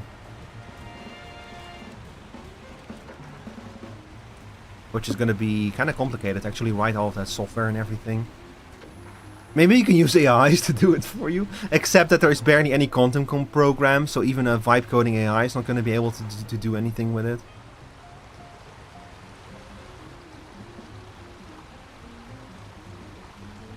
God, we're actually going to get fucking vibe coded quantum software. It's going to be hilarious. I kind of want to see that now. I really hope that quantum computer becomes the next big thing and it fucking crashes and burns. Even though that's going to set back actual quantum computing by like years probably. No, that's not true. It's not going to set it back. It's only going to like help it out in the end. It's going to be kind of interesting though. It looks like we're done with logs, so I'm just going to put the log trucks up now. Yeah, I'm gonna bring this trailer back to the trailer store and sell it. And I'm just gonna like pretend I do not see the other trailer up in the sky. Man, I wish these fucking large logging trailers weren't so expensive. That's $14,000 that's hovering up in the sky right now. I'm sure we could force it to We could deliver it back if we either you restart the game and then bring it down to Earth, or Yeah, I think that if I were to like, like I said, I'll try to do it in single player. Let's see if I can bring it back down in single player and deliver it.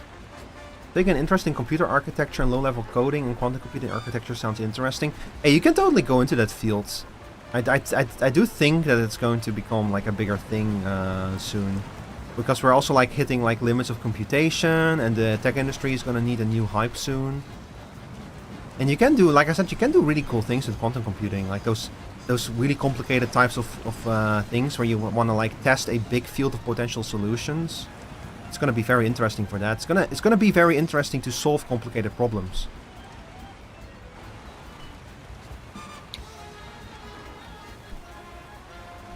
And hey, if you actually become one of the like 10 people in the world who understand quantum computing. do we have? Isn't there like a water? Maybe I should have specialized in post-quantum encryption, man. I could have made that. I could have made bank. I could have charged anything I want for working. That's not true. They still wouldn't hire me. I started to suspect that one of the reasons why I'm having trouble finding a new job might be because my salary indication is like my salary indication is industry appropriate, which businesses don't like. They want to underpay you. So I might have to like cut it back. You could try some getting hired tricks, like if you apply. I don't know how many applications you've put into places, but some tricks I know is if I put in an application, and like you don't hear back, you call them up and try to get their HR department. Mm-hmm. And say like, oh yeah, someone told me to call for an interview. When when is that? Like, who am I supposed to talk to set that up? Uh-huh. And then they will look for someone to do that for you. That is such a boomer trick. I don't think that's gonna work in the kind of companies. Like, if they say that, they might like, if one of them challenges me on it, I'm in trouble. I'm like, wait, who told you that? And I mean I don't know. If they challenge you on it, you just hang up and call the next company. Like, yeah, whatever. That's also true. I've definitely gotten more, tried to be more, like, assertive with companies, be a bit more Also, brutal. I take offense to you saying that's such a boomer trick. What does that mean? Sorry, I mean, it's like, the boomer mindset of like, I got my job by just walking in there and demanding a job. Oh, no, I'm not saying demand a job. You just call it. It's like you're just like tricking to put your foot in the door. Yeah, but like that whole trick yeah, and that fake it till you make it and everything. Like my parents told me, like, when you go to a place, you should ask them if they can like pay you back for the travel costs and everything. It's what my parents told me. But like, see if you can get back like the gas money or something. I did that once. They were fucking furious. I dared ask them, and I was like, what the fuck is this? And then my parents were like, well, back in the day, it's like, oh, it's a boomer thing. All I'm saying is that there's a game to play, and you gotta play it. That's all I'm saying. Yeah, I know there's like a game, but like that whole experience still bothers me. The fact that they were actually fucking mad about it, I dare to ask for it, and it's like, bro, I just... Ugh. And my parents were also just looking at me like, wait, what? Really? And I'm like, yeah, really. I mean, that is in uncertain places. That actually is still a thing. Like, not in America, but I know. Not in the Netherlands either. I know there are cultures that is a thing. Like, it is expected to. Maybe in Germany or something, because my mother's German, or maybe in Spain. I don't know. Not here in the Netherlands. Man. Okay, so this is just... How the hell am I supposed to do this? What are you trying to do? I guess I gotta... I thought there was a water trailer somewhere sitting around here, but I've forgotten where it is. Oh, hang on, I got a ping. I want to see what it is. Ah.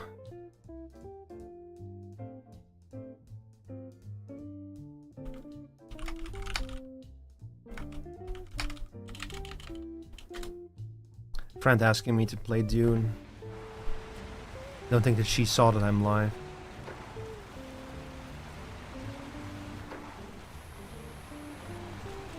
Sounds so interesting across the pond. What?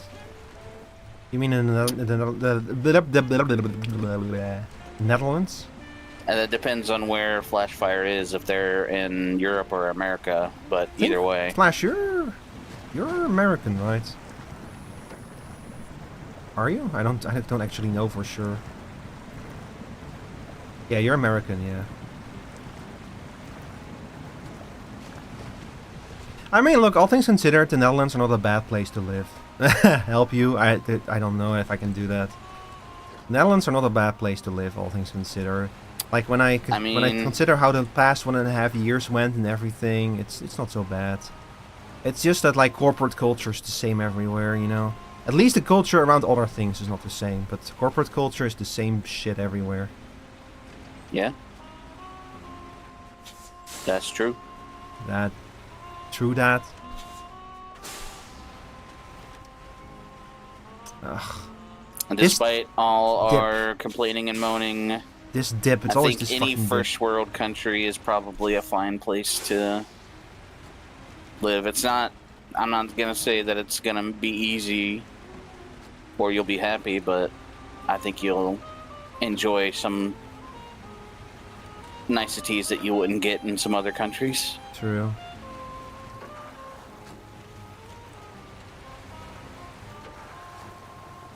This road is nasty with all the little dips that immediately go back up again. This road is this truck's weakness. It's like the one thing this truck is not good at. I hate when there's like a dirt road and it has like a divot. Thank you for your wise words, my local squirrel VTuber. I'm not a squirrel, I'm a stoat.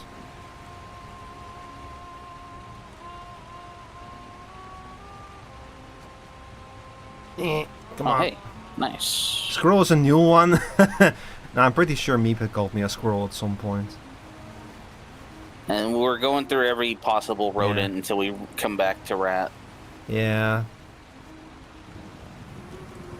Hamster, mouse, rat, cheese. At least I've never been called a skunk. I have a friend who's a skunk VTuber. Skunky? Yeah, Skunky, yeah. Oh yeah, you know him, of course. Yeah, Skunky, yeah.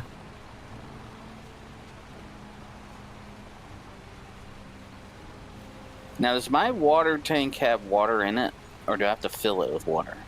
Water tanks, I think you have to fill them up. They don't come with water. I think. I'm not entirely sure, actually. Yeah, I think that you have to, like, fill them up. Beaver, that's also a new one. Yeah, where are my beef tubers at? Beef tubers. I don't think I want to hear that. Funny thing is, I think there's like two types of beef tubers. You have the beavers, and then you have the buff ones. I guess the buff pup would be a beef tuber, you know. I don't know if you're saying beef tuber or beef tuber. I'm saying both of them.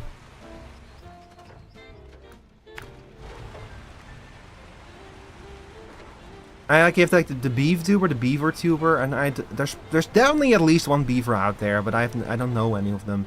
But like beef tubers and like, you know, the beefy, it's probably VTubers like Buff Pup, the ones that are like very buff. I guess you could also call those like buff tubers, but beef tuber is funnier. I mean, if you see my chest, I'm kind of a beef tuber. Are you? Don't you think so? Okay, maybe not. I don't know. I think it's the vest that the vest makes it what's it called? The vest excuse me. Lessens the beef, if that makes sense. Or does it emphasize it? Ta-da! See, the funny thing is I look beefier with the vest. Yeah, like obviously you would, but the vest is very I don't know, it's just like it's a type of thing that it is. I don't know how to describe it. I have no idea what you're talking about. I'm not the only one that, like, am I right? Is it Does the vest lessen the meat, chat? What? I need chat to back me up here. Dear audience members, watch out what you're about to say. I can just recover the truck now. Don't worry, you won't get banned. I promise. Well, you cannot promise that. You're not a mod here.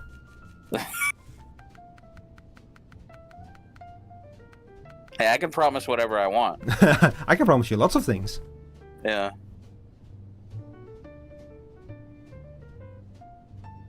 Ah, my coffee is cold. I forgot to drink it. There's a phrase I want to say, but I don't want to say it. Is how I'm putting it. You can say it as long as it's not gonna get my channel banned. No, it wouldn't get your channel banned, but I still don't want to say it. Okay. Well, it's up to you if you want to share it or not. No. If it's funny, just say it. You know. I don't know. It could be funny, but I'm withholding. That's right, I need to check what's up with all these pings that keep popping up in my Discord. It emphasizes it. Okay. Well, then I'm in the wrong. If that's the case. The chat did not back me up. So the vest does, in fact, add beef.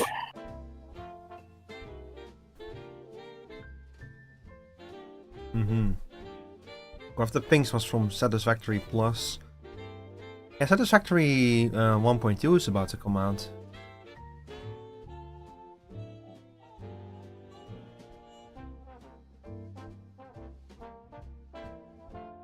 Wait a second.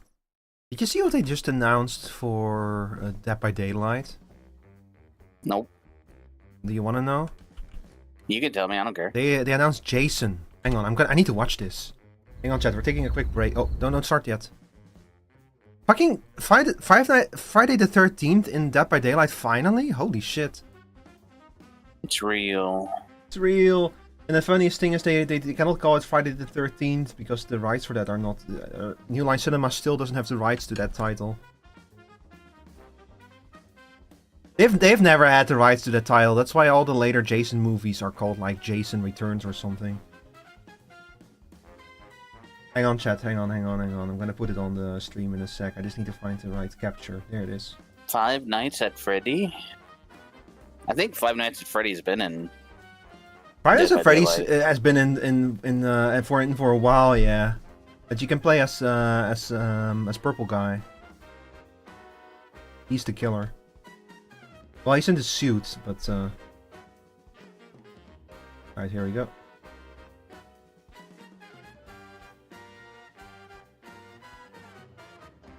Oh, I missed the /J at the end of that sentence. Oh. Yeah. Okay, let's take a look at this real quick. I want to see this trailer.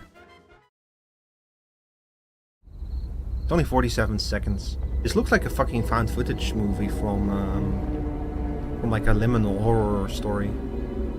Kate Pixels, is that you? Why is the frame rate so choppy? Hang on.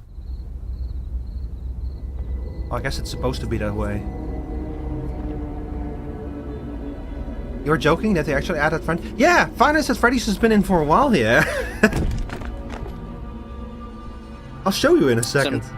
Sometimes when your own genius transcends yourself. Ah, there it is. A joke. The famous knife, the famous whatever it's called. Machete. Machete, yeah. And the mask, of course. This would have been so hype if the trailer was not titled Jason.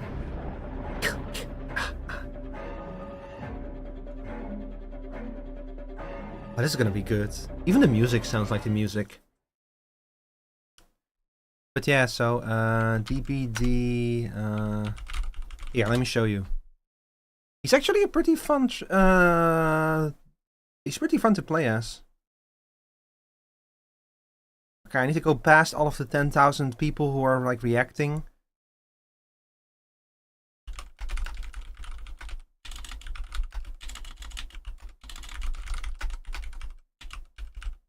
I want to see the official trailer. I don't want the fucking reaction footage to it. Iron Mouse and Jackpot mix. No, I haven't. It'd be banging. Damn, I gotta listen to that.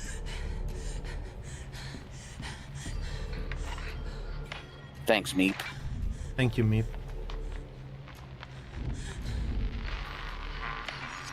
Oh, you have an ad break coming up. So this is perfect watching this while the ad break is playing.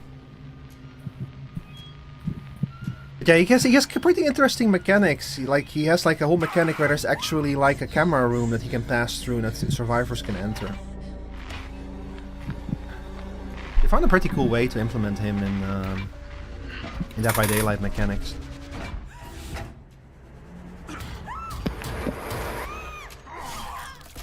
Also note how he killed her right before 6 AM. This is like the last second Markiplier loss. Actually, I don't know. Did Markiplier ever lose at like the last second in one of these games? He probably did. He played all of them. How many games are there at this point? Yes. Okay. Ads, jail. If I play this Meep, is it gonna get me instantly copyright stricken to hell? Well, you got ads going right now. Oh. I thought this was a good moment to do it because of the ad break. Oh, I see. Right off YouTube by label engine. Ads Jill, yeah. They were released early? Man, even Twitch is like we don't make any money off this bozo's channel.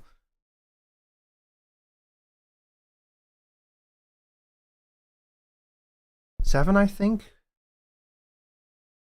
7 what? 7 or 6? 7 or 6.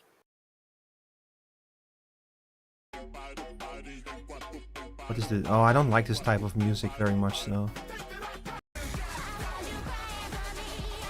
Rip chat. It's over. I'm just quickly jumping through it to like avoid getting anything copyright claimed or stricken. It will still probably get claimed or whatever. Doesn't sound bad, no. God, Iron Mouse is she fucking performed at the Fan Fest a few weeks ago. She's huge. Not bad for an independent VTuber. Without like the backing of a big corporation. What, by the way, speaking of corporations, what is V Shoujo doing nowadays? Like, I know that I think most of their big talents have left them at this point because of all of the corruption and all of the scams and everything. She's free of her chains, yeah. And she did have, I guess she was working together with V Shoujo, but when I hear how V Shoujo did things, I kind of wonder if that was like more detriment. She bankrupt? Yeah, that makes sense. Hi, Sarah. How are you doing today? No news of them is good news? I suppose so. Isn't there like a different organization now that both of those ladies are part of? Okay, hang on. I need to find a new mission to do. Sarah, this fucking game broke on me. One of my trailers completely flipped the fuck out. Like over here, it's up there. It's up in the sky right now. This is not a rendering mistake. It's actually up in the sky like that in a tree. It's up in trailer heaven. Yeah, it's stuck in a tree. Man, this fucking game. I guess there still is some geodetic guidance. Ow! I can do some of the geodetic guidance things over here. You're doing the water mission, right? Oh, I need to finish delivering the prototype exploration unit. Yeah. That thing has been... Oh man, what happened to all my water? I guess I gotta go get more water. Yeah. How did you manage? I don't know. I need to like... I didn't clip it, but if you go back in the vault, you can actually see it. I mean, it was a joint effort. Yeah. Chris also flipped out, but if you go back in the vault to like go to the part where I brought the Pacific P16 with the log, after I bought the logging trailer for the P16, and you can see what the fuck happened. Unbelievable. I got stuck immediately. Tits? Yeah, Tits is the name of the software that does the metal pipe stuff in for PNG Tuber and VTube Studio. But it's integrated into Waterdoll, so right now tits not running. But if you've ever seen like a VTuber that has like a thing where you can throw stuff at their head, usually they do it through tits. Like if I run tits in tandem with VTube Studio, the model actually responds to metal pipes. Also, it's really funny to say. Yeah, tits. Tits. Oh god, let me out of here, please. Look at DMs. It's important. If it's a picture of a metal pipe, I swear to God. I don't know why you never mind. Never mind. I'm not gonna say what I'm gonna say. It's a video of through that. It's a video of the Pope. What? It's important. You gotta watch the. You gotta watch. Oh, he's doing 6-7. You're right. Oh god. It's 6-7. It's now a religious symbol. If you 6-7 at the heavenly gates, Peter will just let you in. It's like the secret handshake, you know. Nice. How can we get your VTuber to do 6-7? I can talk to Sherry about that. This model can do 6-7. The one I'm gonna show y'all on June 3rd can't, because it's live 2D. Speaking of which, in this model I have. Oh yeah, speaking of which, chat, I'm for the past 18 months I have been working on getting a live 2D VTuber model, and it's finally done. And I'm gonna reveal it on June 3rd when my affiliate anniversary is happening. I should have been making big announcements out of this, but I'm gonna be honest. I've been so fucking weird with my sleep schedule this week that I have not had the energy to actually do any of that. So I'm gonna work on it tomorrow and do like announcements the upcoming week. It's gonna be June the 3rd. It's a very nice model, looks very pretty, extremely detailed, extremely good tracking on it, and it took a long time to finish. But Sherry did absolutely an amazing job on it. You have hand tracking, do 6-7. Well, the problem is if I plug in my webcam now, there's a good chance that it will break 10 other things.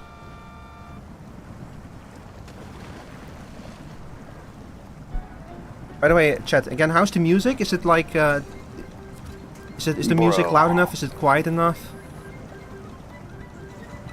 Bro, come on. Just 6-7 for everybody. Come on, bro. Don't leave me hanging, bro. Oh, fine. Hang on, give me a second. I need to see if this works.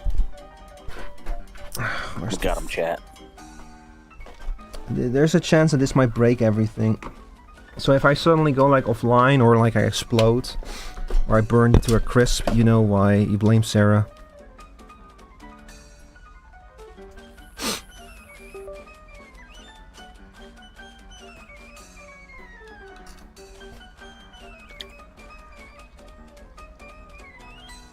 Okay, the camera is now plugged in.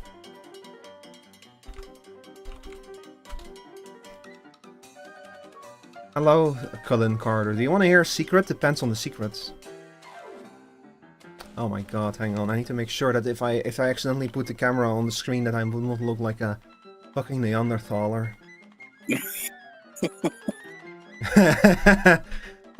That's useless. I need to get a hair... Bro, I need to get a fucking haircut. It looks horrible. I keep forgetting to make an appointment with the hairdresser. You gotta make an appointment? You can't just walk into a barber? I know. Not the one I go to. I have to make an appointment there.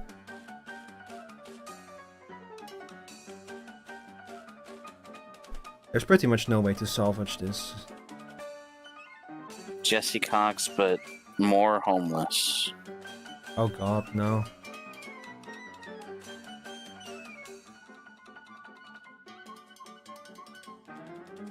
See, this is the problem of being a VTuber. You kind of like basic stuff, like the way that your hair looks. You just stop thinking about it. Look, I'm not fucking messy or dirty or anything like that. I'm very clean. It's more that I'm not like... it's just a precaution, you know, in case I fuck something up and the camera pops on or whatever. I just don't want to like... So I'm currently like trying to salvage what I can, brushing my hair a little bit out, just in case. But it should not. It shouldn't.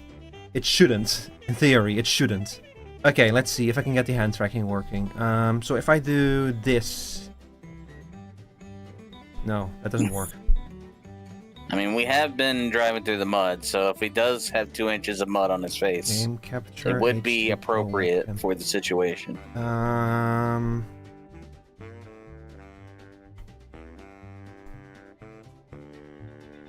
HD Pro, come on, capture the webcam.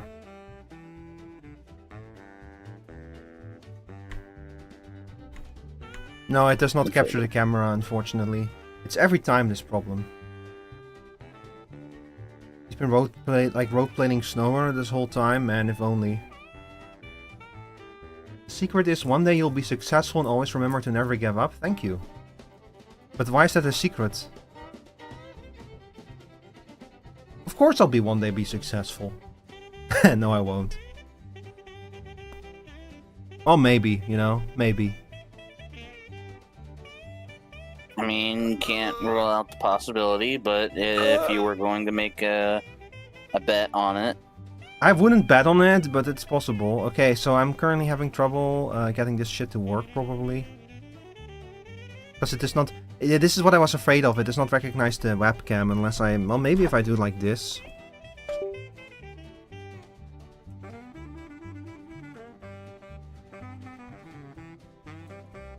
No.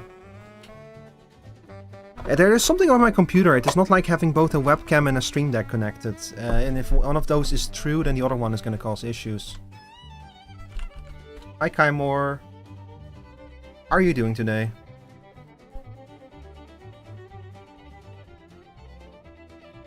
Okay, and now... Oh, God. Man, the things I won't do for you, my dear audience. Like, I'm trying to get my hand tracking to work again, so I can do 6-7. And don't forget this. What I do for you, the sacrifices I make. Yeah, the camera is borked. They won't soon be forgotten. The camera is borked. It does this every time. This is why I stopped using... This is part of the reason why I stopped using hand tracking, because the camera kept acting up. Maybe if I, like, quit out of Stream Deck... hang on. Quit Stream Deck, yeah. Unplug, yeah. Okay, let's try that again.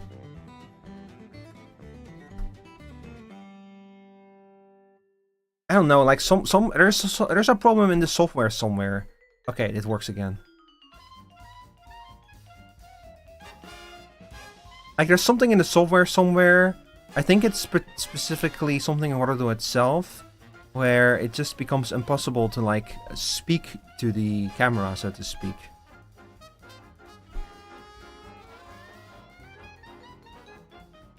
Let's try it again. Why does the guy's screen look like a deranged Donkey Kong, or is it just him? No, that's my friend Chris. Deranged Donkey Kong? Yep, you're a deranged Donkey Kong now. How am I deranged? I'm just the regular Donkey Kong face. Hang on, chat. I'll try rebooting Waterdor real quick, see if that works.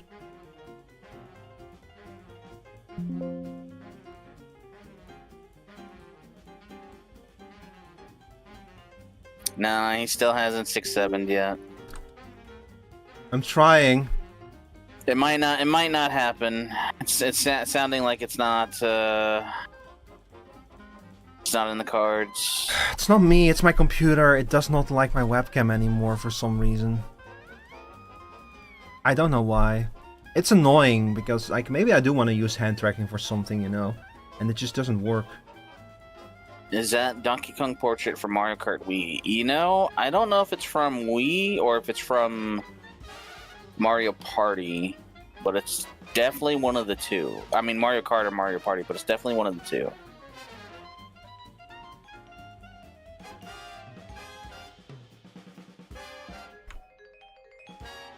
Oh. Oh. Oh. Hey, it works. All I had to do was completely restart everything.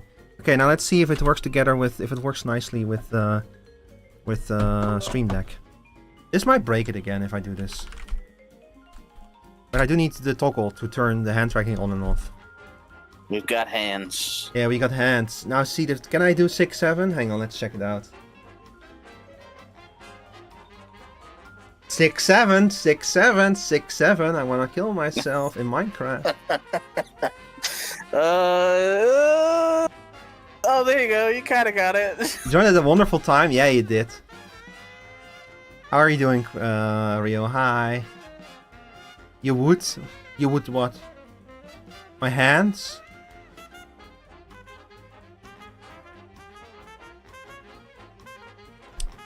So have fun. Have fun with that one. Hope this will last a while for you. Oh, you made $18,000 for me. Thank you, Chris. You're welcome, boss. I should start like maybe I'll start like an OnlyFans called Only Hands, and it's just my hands.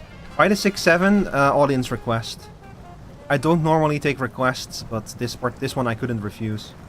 Here on the Rico We're a Bit More stream, Rico prioritizes entertainment over monetary gain. Yeah.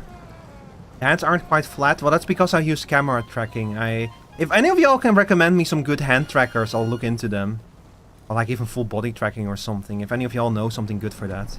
But until then, it's just camera tracking. That's going straight to my editor. Isn't that just yourself? You made a clip out of it? Oh god. And while you're clipping, can you go back and clip the trailer that was freaking out? Possessed trailer. Full body, I used jelly trackers. Yeah, but you like assembled them yourself, didn't you, Sarah?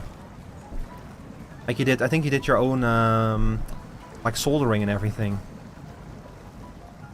Yeah, exactly. I don't think I'm gonna be able to pull that off, honestly. Is there a better way for the sword to track your body? Yeah, full body trackers, like the jelly trackers. But I don't have those. And the jelly specifically, that stuff is all open source, I think. So you can assemble it yourself and just download the software. But I don't have the skills to do that. So I would have to buy them, and that's expensive. I mean, I can probably do it, but I need to I also need to know something good that I can actually I know there's more than just the jelly stuff, though. I think the jelly themselves also sell the things, but they're expensive again. It's not that hard, Sarah. See, you used PCBWay to solder and assemble. I don't even know what that is, Sarah. It's not that hard, says the lady who used to do this for a living. Okay, I'm gonna have to send in a fuel truck to refuel this Hummer.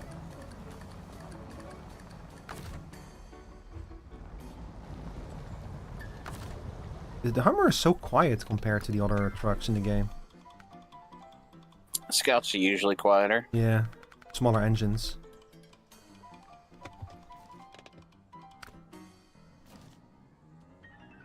Hang on, I have the Caterpillar over here, which has a fuel tank.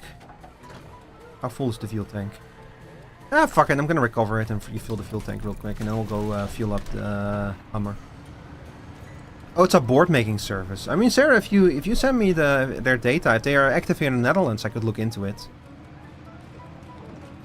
I'll totally make a work out of it if that's something y'all are interested in, me being able to do 6-7 with more accurate tracking. Did you know CAT stands for cool ass truck? I did not know. I thought it stood for cat, you know. As in this truck is a cat.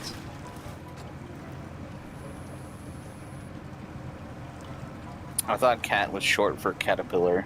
Nah. PCBWay is a service that makes the boards and stuff in the good land of China, but they have a thing where they can also assemble and solder. Oh, so you send them the instructions and they assemble it for you. That might be an interesting way to do this, yeah. The hard part is just getting a case for it, but also PCBWay has a 3D print service. So you can print the case for the tracking. Hey, if it's a cheaper alternative to get full body tracking, I'm definitely interested in that. You can do some cool things with full body tracking. It's just that's something that I have not really looked into yet because it would just be a gimmick. But if it's you know, the thing is that Paying a lot of money for a gimmick that I use maybe once or twice would be a bit much, but if this is a cheaper alternative, then yeah, I'll do it. The full kit is only $280? That's cheaper than I was expecting, I will say. I mean, 280 bones is still a lot of scratch. Yeah, it's still... see, the thing is, it's still not exactly cheap, but it's cheaper than I was expecting for full body. But is that like through Jelly themselves? $220. Hang on. Slime VR. Oh, I see. Oh, that's the cheapest version of the kit. It's $220, yeah.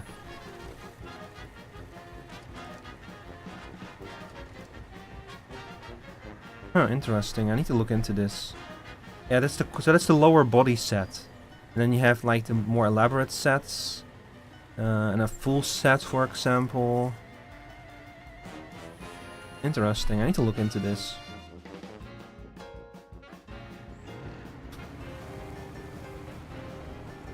I mean, does it have like detailed hand tracking? Like individual finger tracking and that kind of stuff? I don't even know if that kind of stuff is actually a part of full body tracking. Like, you still need to hold the controller, so maybe you don't want full accurate hand tracking. No.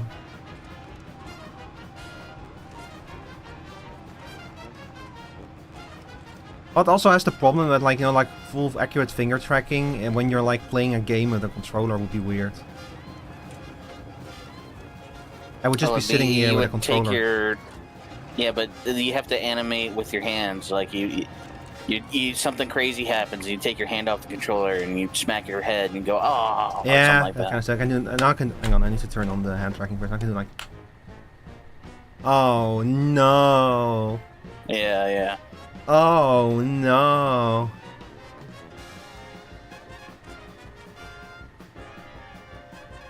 I'm fucked up.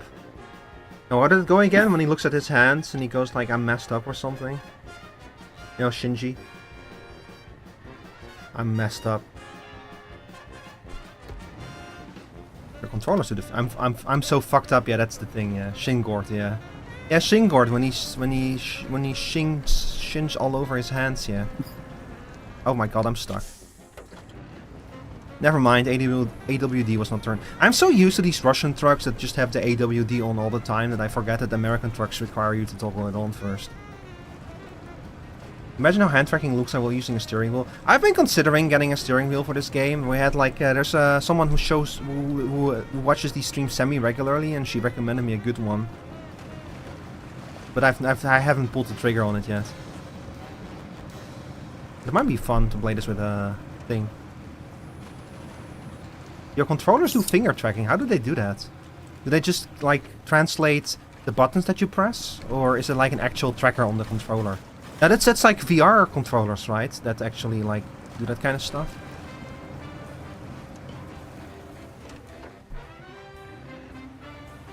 Like, I do remember something about that like VR controllers... Like, my VR controllers are also capable of some level of finger tracking.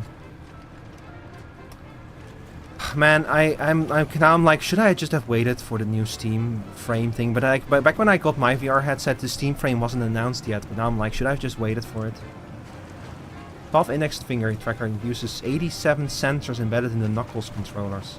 Ah, lots of sensors. When American Truck Sim again? I have no idea. I could check with Emmy if she's interested in playing that again. It was a lot of fun playing it with her last time. We ran each other off the highway.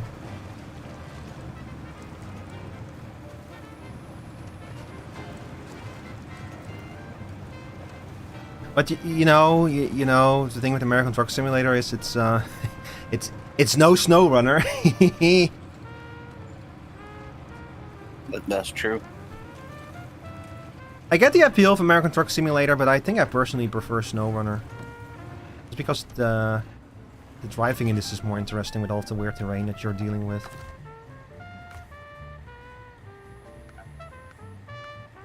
Hang on, let me refill the Hummer.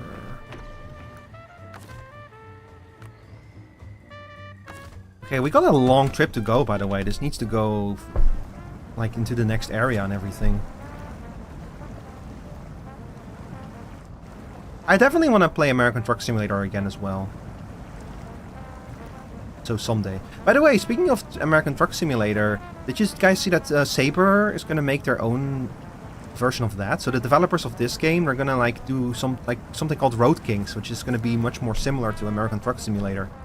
Like focused on highway trucks instead of like digging through the dirt. They've really been like lately. They released Roadcraft, and they released a game where all you do is like move stuff, like move containers around harbors, and then now they're making Road Kings. They're trying to like spread their wings a bit with like with these games. I think they all run on the same engine. It's just like they're doing different things with it. See, that's the thing.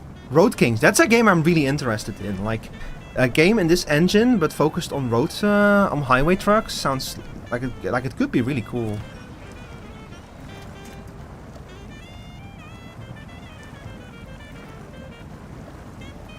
Oh boy, please tell me we're not stuck in the mud. But I'm so used to driving big machines now that whenever I'm in a Scout, I feel so underpowered. Even when it's a Hummer. You gotta drive that, that fucking tank we got. Yeah, but that doesn't have a hinge. Or I could drive the Ford maybe.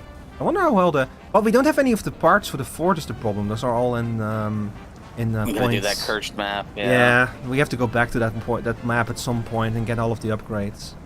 I was thinking of like exploring the map in my single player save game, just finding these upgrades ahead of time. But man, I've been spending all of my time, all of my off time, and not streaming or like working on stream stuff or looking for jobs. I've been playing Dune Awakening. I'm so back into that game. So Rob also got back into it. How's Rob? I haven't heard from him in a while. He's doing great. He's doing okay. He's like starting. He's also looking for a new job, but he's about to start like a training. Like he's gonna like get a whole he's gonna get like a whole bunch of like certifications within like a few months that are gonna like help him. Yeah, it's stuff like CompTIA Security Plus, you know, like good solid foundational certifications that will like really help with finding a job. It's the kind of stuff that I've also started looking into if I cannot get one of something like that, because it would help my my prospects as well. So he's doing well. Him and Miki, they've been doing well. Oh god.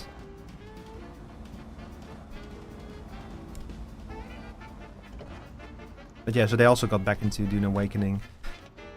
If you could return to Dune Awakening now after like having been gone for a long time, they give you like a welcome back package, and it's an extremely generous package. Like there's a lot of stuff in there. Really nice. Genty, please don't spam like that. It's unbecoming.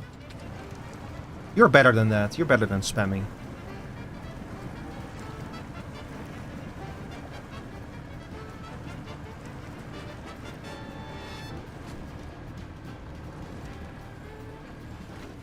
Like, I saw the contents of the welcome back package, and there's like fucking tons of building materials in there, including like the more advanced building materials that you need for the special tile sets. There is enough aluminium and stuff in there to build a new ornithopter.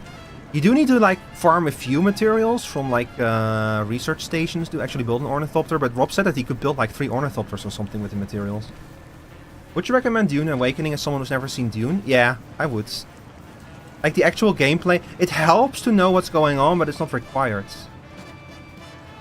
How do you know? Because a friend of mine returned to the game recently, and she put her welcome package, she took all of the items out of it and she put them in my storage chests. Because my base has become a bit of like my base has kind of become like the new headquarters for our guild. See, here's the thing about Dune Awakening. It's a different storyline. like the game opens with a voiceover from Paul Atreides, the main character of Dune. Like Paul, because of his special abilities and because of his exposure to spice, he can see like the future, and he can see like all kinds of pathways into the future. And the idea is that Dune Awakening is him seeing an alternative way that events played out. So the entire setting of Dune Awakening is like an alternative storyline to Dune, basically. There's one very specific, particular diverging point where basically the two stories diverge from each other. Hang on, let me first of all refuel this real quick, and then I'm gonna pull him out of here. Like part of the Dune story is the fact that like you have there's like some stuff about genetics in there, and basically, Paul Atreides, the main character, was supposed to be a woman. There's a number of different reasons for that, but he was supposed to be like a woman.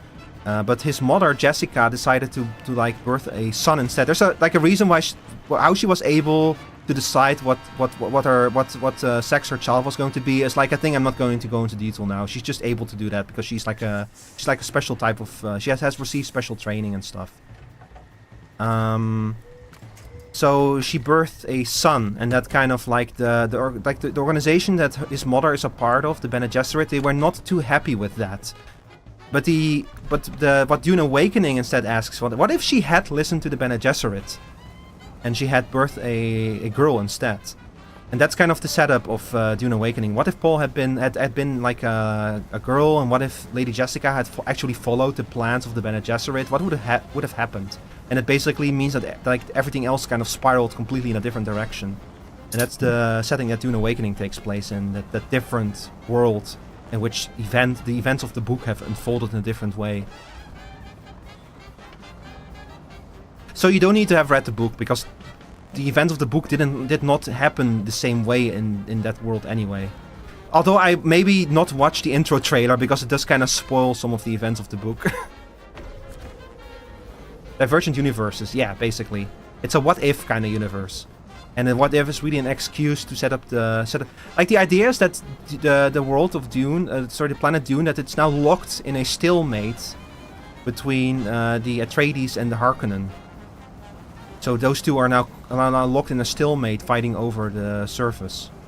And that's where you come in. Like, you're like an agent sent down by the Bene Gesserit, I think, basically, to kind of see if you cannot do something about the stalemate.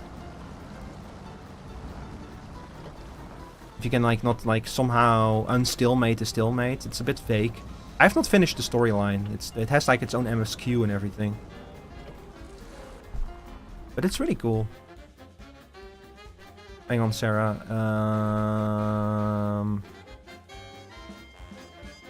What did you do? What did you do? Oh my god.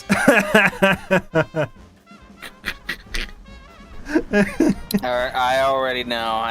Yeah. Show if you look in the Discord, you can see what Sarah just posted. In my Discord server, I mean. I've got a pretty good idea what it is. Considering what happened earlier. Yeah. Oh.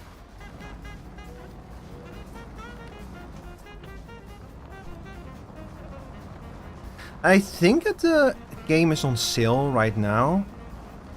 Because they just released like a new big content update, and they're about to do big server merges. So like, what I'll say about Dune is the game is in a much better state now than it used to be. Because when the game launched, it had some really questionable design choices. Like the kind of stuff that's like, you know, the stuff that's like cool on paper, but years of online games attempting this stuff kind of prove that it does not really work very well in practice. And they made similar mistakes.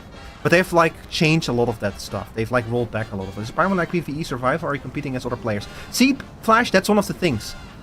So how it used to work is you have like area called Haga Basin, where you do most of your stuff. That's like the default player area. And then you have the Deep Desert, the Deep Desert is your end game area with the end game materials and end game stuff in it. And the Deep Desert used to be forced PvP.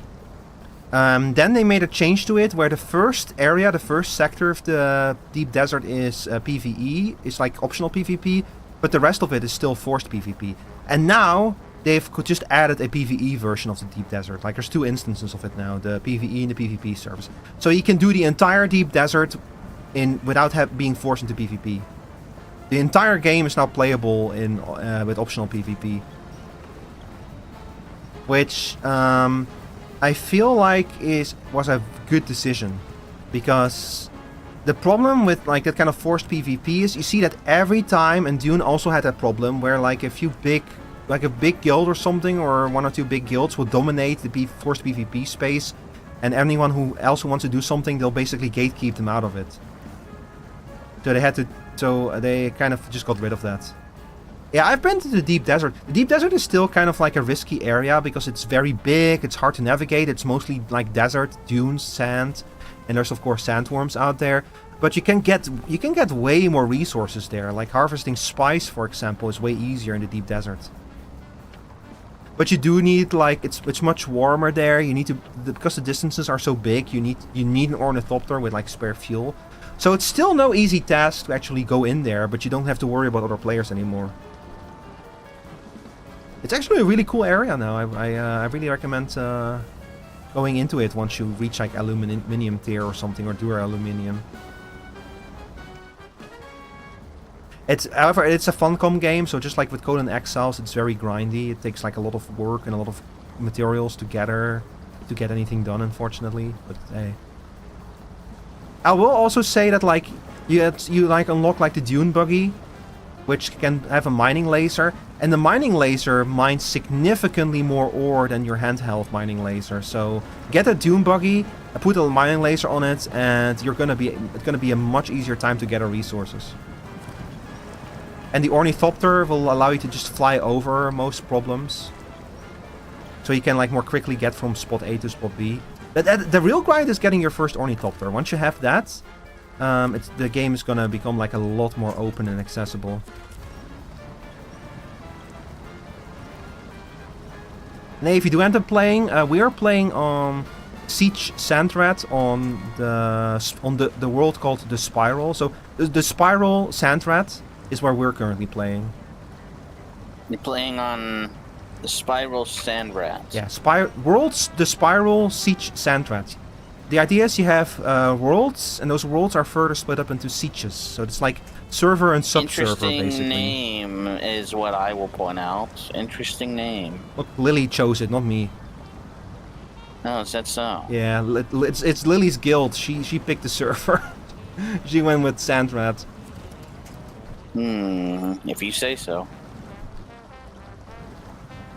I deny any involvement in choosing that place. I'm just saying, it seems like you have some sort of kindred, is all I'm saying. No, That seems like there might be some sort of kinship there.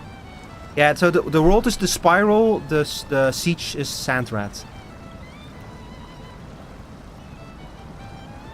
That's what we're currently playing on. And you can visit other worlds in your same... You can visit other sieges in the same world easily. But you cannot like visit another world right now, unfortunately. You can make characters on multiple worlds. It's just that their world visitation system has not been expanded yet to other worlds, which really sucks, because I wanted to visit Rob and Mickey on their server. They're currently playing on World Andromeda. Also, the game is currently going through server merges, so I think that like if you make a new character now, you probably don't get it. But you used to, like a lot of existing accounts got like free tokens for server transfers, including mine. So I actually can transfer my character once if I wanted to, but I don't really want to leave Sandred. I like it there. And lately also, because of the impending server merge and everything, Sandred has been getting more active as well. Because more people are moving there. I see a lot of new places pop up. The game just has like a lot of nice quality of life improvements now. Like you can back up your entire base in a backup tool now if you want to take a break, which is very nice. Because your base, you need to keep the power of your base in the positive to keep the force fields powered of the base, and you need force fields to protect the base from sandstorms. Because if the force field goes down, the base will, every time a sandstorm goes over the base, it will take damage until it's like completely ground down to nothing. But they used to also have a tax system on top of that, where you had to actually pay like taxes every 2 weeks for your base. And if you didn't pay your taxes for too long, your base would your base would default and the force field would be forced off until you pay your taxes. That's how I lost my last base. But they got rid of the taxes now because they realized we're already forcing people to like they kind of realized that you already need to keep the base powered, which means you're gonna have to log on every 2 or 3 weeks to refuel your generators anyway. And having a tax system on top of that is like way too much. It's way too much. So they got rid of the taxes. So now you just need to keep the base fueled. Hi, handsome. Chris, someone says hi to you. Oh, me? Yeah. In the YouTube chat, someone said hi, sure? handsome. Yeah. They cannot possibly be talking to me. I beg to differ. Ah, thank you. Alright, welcome in there, BTS Army stay. I'm just a monkey. I don't think anybody's here for me. A monkey who just wants the banana. Yeah. But there were so many jokes like that in Bonanza of what's her name going like, you don't, DK, what are you thinking about? You're thinking about bananas, aren't you? And then DK is going like, huh? No. Are you a banana slammer or a chimp chump? I'm a Kong Dong. A Kong Dong. Or Dong Kong. I don't know. Whatever sounds funnier. No, I'm the murder marmoset.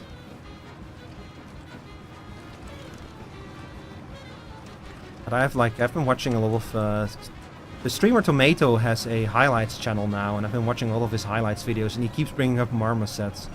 So I have marmosets on the mind right now.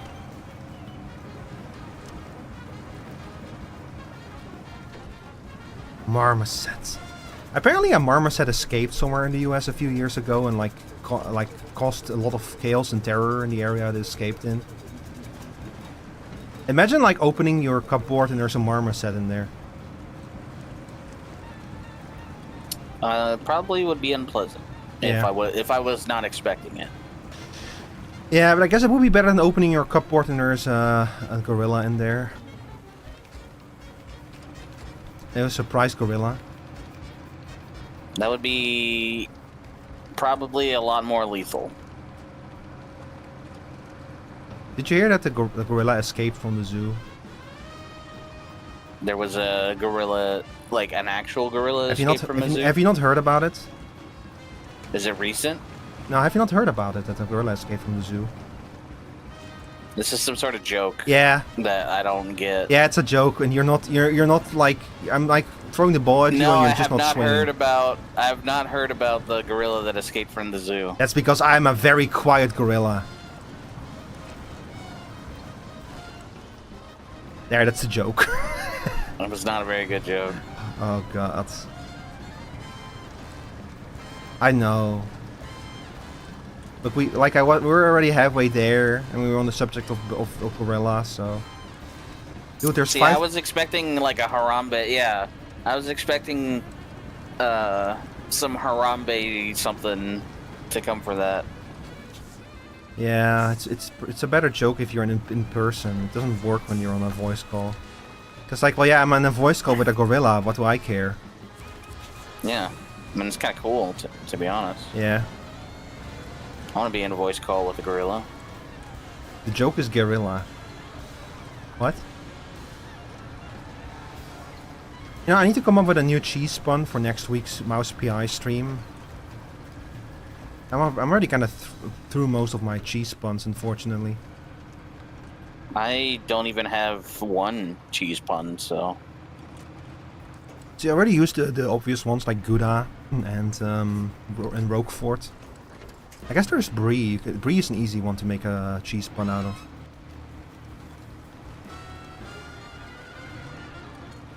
I'll figure something out. I have no idea how much longer that game is. Mouse PI is way longer than I was expecting it to be.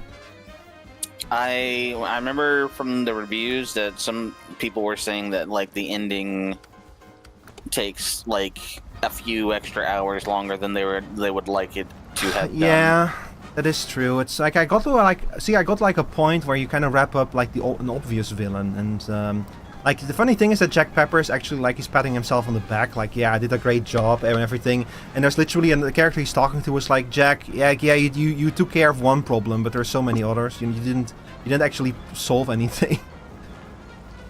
And like, I have, right now I have one more level open, but with the way that the case has been developing, I fully expect that there's going to be another few hours of the game before I see the actual ending of it.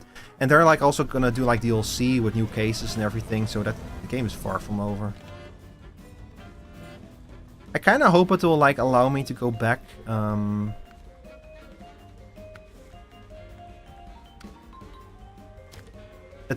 kind of hope that they'll like.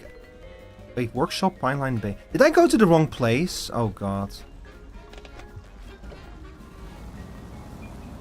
Did you not pay attention and drive in the wrong direction again? Yeah, because I was talking about stuff. Because I was pretending to be a gorilla. I was not paying attention. Oh god, I went way too far. We call that the Rico Classic. Shut up. It literally happens every time we stream this game. Yeah, but shut up. Shut up. Leave me alone.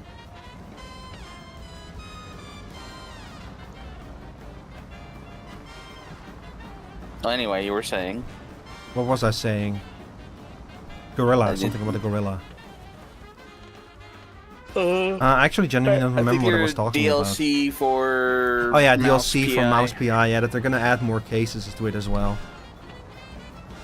Well, it's mostly the fact that like you work on 3 separate cases, but each of those cases goes like much deeper than you were expecting. You start finding like little threads and pieces of evidence that connect the cases together and everything. That's one of the reasons why why after the first case I was like, there's no way this is the end. There's gonna be way more to this.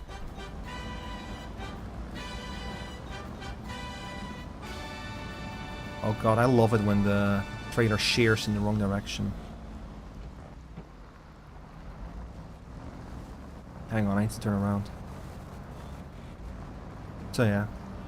Also, Bubsy 4D is out now. I saw some of that. And surprisingly, like, it looks really good. gameplay-wise anyway, it's actually really good, yeah. Yeah, I really want to play it. It looks really good. But that said, it was made by a studio that I know. They make another game. I forget the name of it. Demon Tides. Demon Tides, that's it. They make, and that game is a really good 3D platformer. Yeah. So it doesn't surprise me that they used basically the same formula to make the Bubsy game, and it worked out good for them. Yeah, and it's also very clever. Like, yeah, I hire people who are like who are passionate. Who want. I wonder who came to whom with that idea. If like, I bet that they probably came to Atari and were like, "Hey, give us Bubsy and we'll make a game." And Atari was like, "Bubsy? Oh yeah."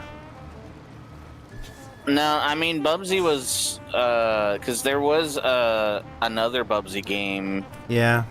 It wasn't that long ago. It was only like 3 or 4 years ago. Yeah, that one got made. That one's apparently also sucked. Yep. I don't think it was like. I don't think it was necessarily bad. It was just, or like, what's the word I'm trying to think of? It was like annoying. I saw a little bit of it, and he had like the... I think it was just very mediocre, which is kind of worse than being bad, you know? Yeah, like that's the thing. A mediocre Bubsy game will have nothing on Bubsy 3D, because Bubsy has been to the absolute deepest pits of despair. So a mid game is just kind of sad, you know. It's not very interesting. In Bubsy 3D's defense, 3D platformers had not existed yet. Oh, I know. And like there was no N64, there was no, you know, people hadn't created a 3D platformer yet when Bubsy 3D was being worked on. Mm-hmm. And in the middle of development for Bubsy 3D, like right before they were about to release, the N64 came out with Mario 64, and all the developers played Mario 64 and said, "Oh no." Yeah. See, that's the thing. They were pioneers. They just like pioneered directly into the ocean. Yep. like I've seen like the whole thing that I understand why they made the decisions they made, because the decisions that they made in that game were based on like, well, some of them were based on like, yeah, I can see how you would draw this conclusion. It was the wrong conclusion, but I see where it came from. But then there was a decision to lower the graphical quality in exchange for a higher frame rate, and that one was like, well, who remembers the frame rate now? Well, I mean, if you look at all there's a lot of PlayStation platformers, and apart from like maybe 2 that I can think of, a lot of them used really bad control schemes and physics. Mm-hmm. Yeah, and that was just the... It is, of course, that early era of 3D.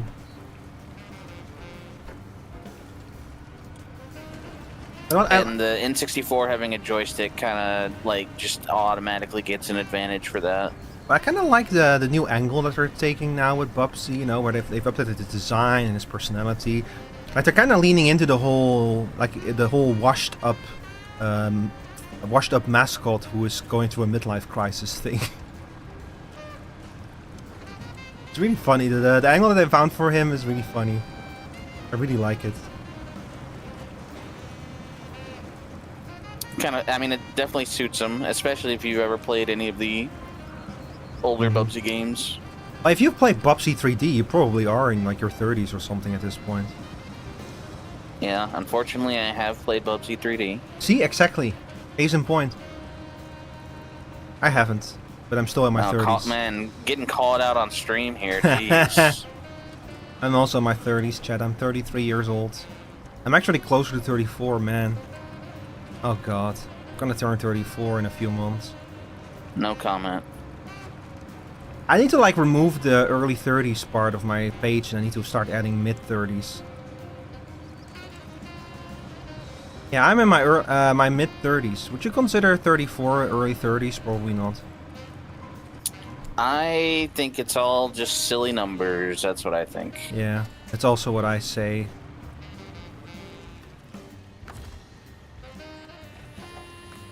Okay, I think that I can drive the rest in the Hummer itself. Ugh.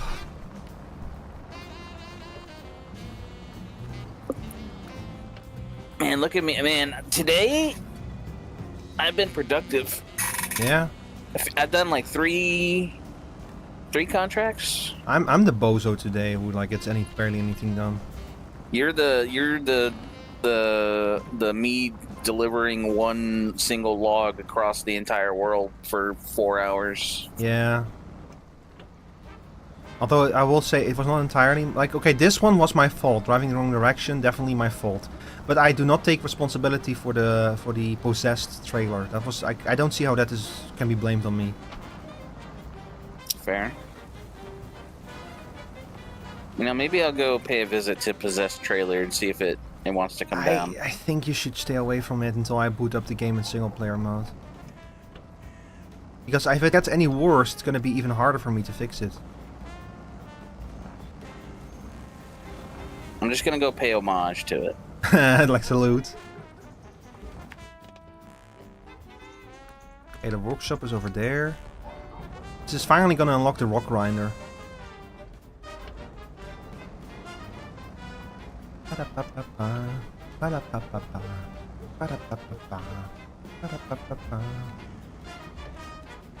Man, I don't like having the camera in my face. I mean, you can turn off your camera, can't you? Yeah. I can. But if I do that, then... If I have it all set up now and everything, you know. No, you don't want to turn it off? Well, if I unplug it now, it's gonna be I got paint to set it up again. That's the thing. If I want to do any more 6-7 bits, you know, any more of those 6-7 bits, then it's gonna be like a hassle. Well, the good news is the rock grinder is now unlocked. The bad news is I fucking dumped it in the middle of nowhere, so... Okay, let's see. So well, you can just recover it. Yeah, I did. Okay, let's take a look at how good this thing actually is. It has its own special engine. It's already very impressive right off the bat. I have so many of these AAT engines. Last comment relating to the trailer. I'm gonna boot up the game in single player and see if that helps. Because I have a strong feeling that the problem is caused by multiplayer physics. Is multiplayer physics different from single player physics? I don't know is the thing. It might be, because there's 2 of us. High power scout, let's see, stock scout. Autonomous scout, here we are.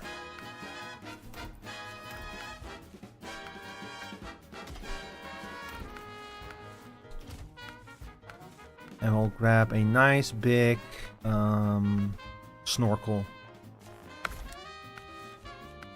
You have frame add-ons as well? Oh, you can put a safety cage on it. Trunks of repair supplies and a safety cage, sure. Okay, it's fully upgraded now. Oh, you can go even further. Hi, Zusukasa Shimachi, welcome in. What the fuck happening? Oh, we're playing Snowrunner. I'm just upgrading. I got a new truck and I'm currently upgrading it. What the fuck happening to my friends? Yeah, what are you doing? Oh, you're paying homage to it. Yeah, I'm just paying homage. We were just paying homage. Yeah, we had earlier. Did you actually go flying? I wasn't paying attention. Yeah, we have a possessed trailer. We don't know what to do with it. It's freaking out. Every time we go near it, it freaks out and attacks us. So we don't really know what to do about it.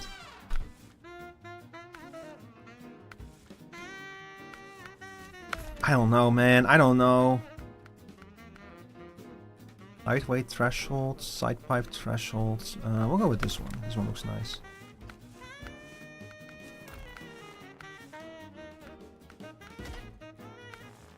Oh my... Hey, yo, this truck looks kind of sick now, though. Now it's fully equipped and everything. Does it have a winch? Does it have a hitch?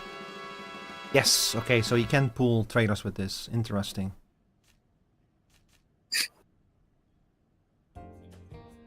You can delete it? Yeah, but then I don't get the money back, right? If I delete it. Did you fucking flip your car over? How did you do that? I was looking away again. I told you not to go near the possessed trailer. I told you.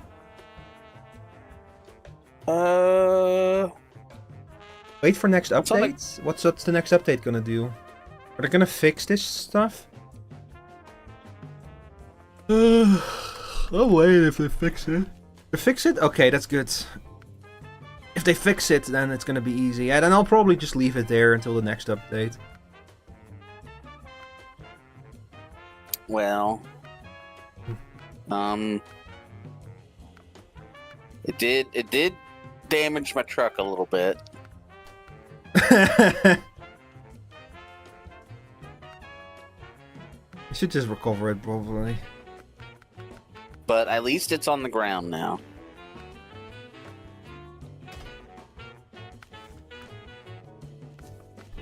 This is very true, you know that.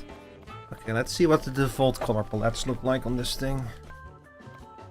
Oh, this is a nice one. This one too. This one is ugly. But in a nice way, you know? Ugly in a cool way. I might just stick with the default. I kind of like this color palette. Yeah. Just like me. Ugly, but in a cool way. It's gonna go on my Tinder profile. Imagine Tinder profile ugly, but in a cool way.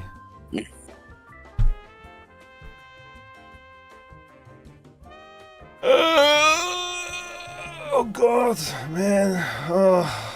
I slept so long. I slept so long, so hard, so much. Still my body is like, nah. Yeah. Nuh-uh. I'm kind of tempted to take this thing out for a spin, but I don't really know where to go with it. Oh, there's some... Actually, I just realized there is some stuff that I can go, because there's a bunch of upgrades that I still haven't picked up. Actually, I was on my way to there with this thing. Every time we go to pick up those upgrades, something happens, and then we get sidetracked. Yeah, we get distracted by something. Are the upgrades even still there? I don't see them anymore. No, I think I actually may have finally picked them up then. Ah, I see. I can't remember. Yeah, probably. There's still a few roads over here that haven't been explored yet, and there might be more upgrades there. So what I'll do is I'll try out the rock grinder by going for those. See how it performs out there. Yeah, that should be doable. Alright. Just doing a little exploring.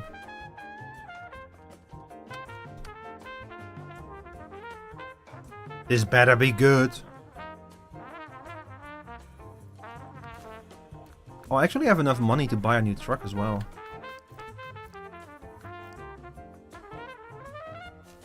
Like this baby.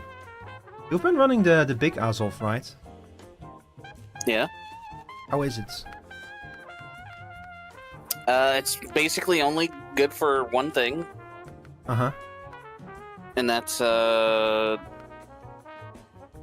well, maybe it's good for like two things. But I think it only has a front log carrier and like, Yeah, you can see. it has a few beds. But it cannot carry trailers. That's interesting.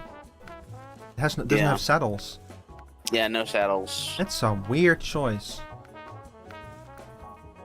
Makes it much less useful than the Azov 5300. Or the other one. No, this is the Azov 7300. 73,050. What? Huh? So this is another Azov, very similar to the one I have. But this is like the big brother of the Azov 73,000. I see. Interesting.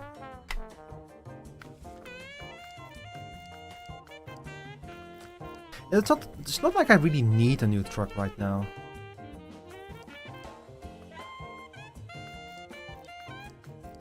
So this would be more if I would like wanna get another one. Honestly, a lot of these trucks that you can only buy have been turned out to be pretty good, but like the Kolob over here looks cool. Wow, this is a big truck, holy shit.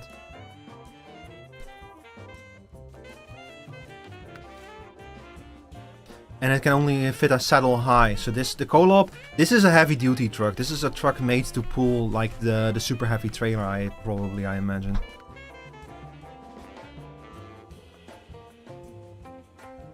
Yeah, definitely. This feels like a heavy trailer kind of truck.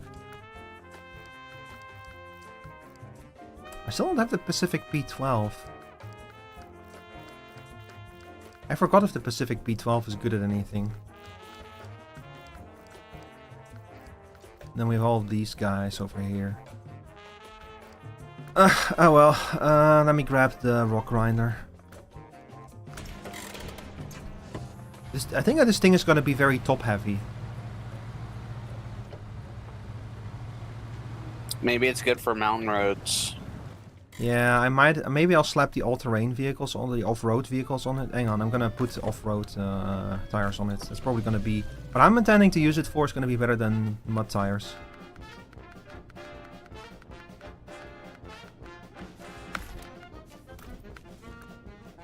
Alright, here we go. Let's see. Let's see how this thing performs. Oh, we're in an app break. I was thinking of going to grab a cup of coffee during the app break, but it's already mostly over now, so... Maybe next time.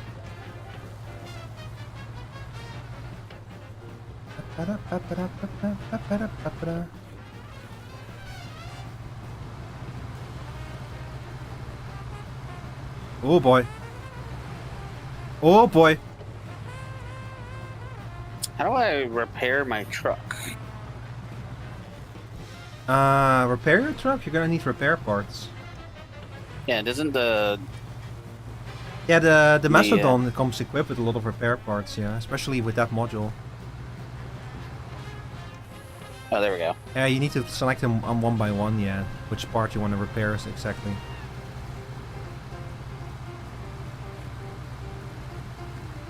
Oh yeah, this truck is a nightmare on actual roads.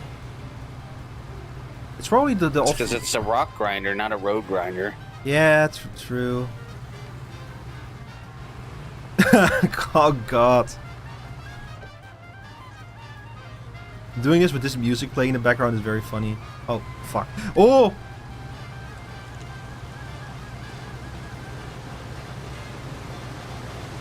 Okay, we did it.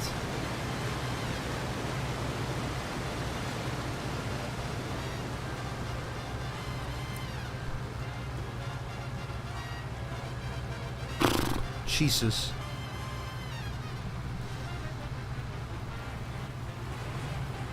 I lived. Oh. I hit something. What did I even hit? Why did the tires and the suspension just take like a big hit of damage? What the hell? What the fuck?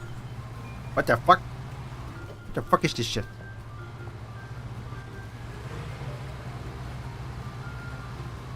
Ah man, I made stuffed paprikas for dinner yesterday, and I still have a bunch of them left in the pan for today. I'm looking forward to it. Stuffed paprika? Yeah, sorry, bell peppers, stuffed bell peppers.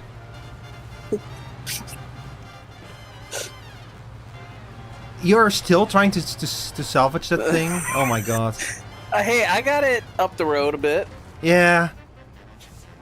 I like how it actually like fucking behaves like a balloon.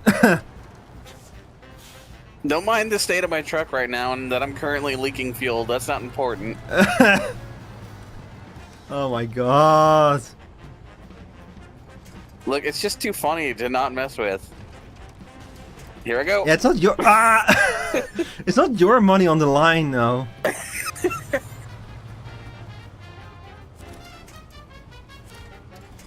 Oh. Oh, wait. Did you fix it? No. Kind of. You fixed it. Well, it's on the ground now, but it's not. It's far from fixed. Hang on. If I go near it, the physics will turn on again.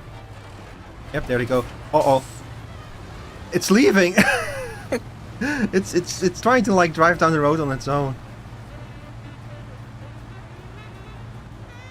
We've stabilized it. Have we? Yeah. See? Oh. Well, if you can bring, if you manage to somehow bring it over to the trailer store. Oh, yo. Wait, if we're both here. That's the trick. It is the multiplayer, but we have to be both here for it to work. Do you get it? It is because it's multiplayer.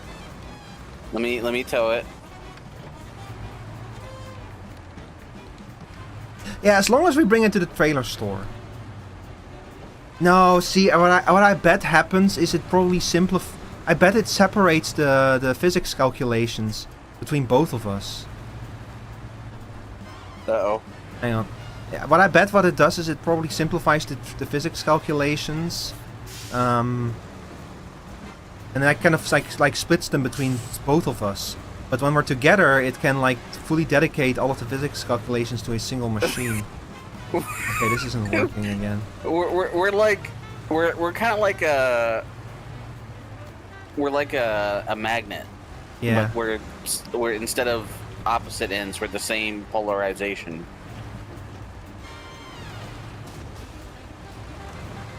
All right, just come with me, trailer. Oh god. Oh no, my engine broke, and Chris, you flipped over the mastodon. There's no force in the universe strong enough to get a mastodon back upright once it's flipped. That's that truck's big weakness. Well, and my engine is broken. It was fun while it lasted. Hang on, can I quickly repair my engine here while I'm here? Yeah, go ahead. Okay, hang on. I mean, the mastodon is. I don't think it's gonna see. I think you're gonna have to recover it because it's not getting out of that ditch from there. Yeah, I'm definitely gonna have to recover it. It's fucking up there in the sky. It went so well for a little bit there, but then it just. It did go well. And it just freaked out again. And then it destroyed every vehicle within. Within 30 yards of it. You know that one gif of like someone holding a really angry dog that's like shaking and like moving its legs and biting and everything and barking? That's what that reminds me of. La criatura. It's La criatura. Just floating menacingly. Yep. It's a little ball of like chaos. It's about to collapse into a black hole if we're not careful. What's the biggest truck I have? Probably the P16 or. I don't know, maybe the Derry or the Twin Steer. All right, what if I let's see how what You're happens bringing in to the twin steer? Oh. Yeah. There's no way it flips this thing over. This thing is heavier than It flipped the fucking mastodon. There's nothing in that will keep that thing anchored. No, this thing is. There's no way it flips this thing over. 5 minutes later. Yeah, just wait till I drive over there. Yeah. If I ever turn these VODs into like some kind of supercut, this is going in there. Okay, well that doesn't count. Hang on. Did you? You didn't even make it to the trailer. I said that doesn't count. That was a test run. Reminds me of the animation where someone touches a physics colliding item, gets launched into a wall and exploding into fragments. Is that like from... That sounds like a joke from a Digital Circus or something. Like another Digital Circus sometimes makes physics engine jokes. Doesn't in the second episode someone like literally clip to the bottom of the world? I have not watched, I've only watched the first 2 episodes of Digital Circus. Okay, bringing off-road tires instead of mud tires might have been a mistake. This thing is not good at this thing is not good at all at like driving over mud now. You never watched? It's the rock grinder, not the mud grinder. Oh God! Stop saying that. Stop making me. Stop saying that. Stop giving me the layup then. Do you want me to alley-oop or not? The one time I gave you the alley-oop, you didn't do anything with it, and now. Well, I wasn't sure if you were about to hit me with like a D's nuts joke or not. You know, you got to be careful. You know what else you need to be careful about? What else do you have to be careful about? These nuts! See? That's why I didn't say... 6-7, 6-7, 6-7. We've entered full brain rot territory now. I mean, you're the one that's in brain rot territory. I'm perfectly fine with my one brain cell over here. Yeah, this is what seeing $14,000 trying to escape the gravity of Earth does to a man.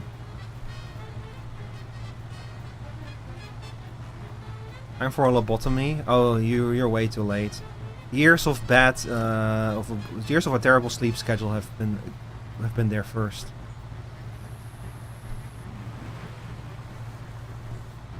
We gotta take Rico's iPad away from him. No, I don't have an iPad. I have an iPhone.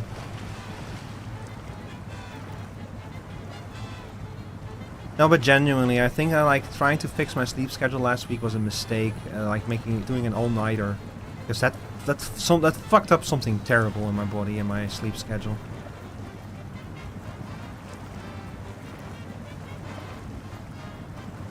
Whoa! What the fuck?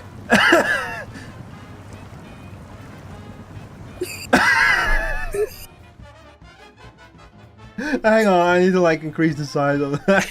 What the fuck is happening? Where are you going? Oh my god, you better not drop that thing in the middle of the sky.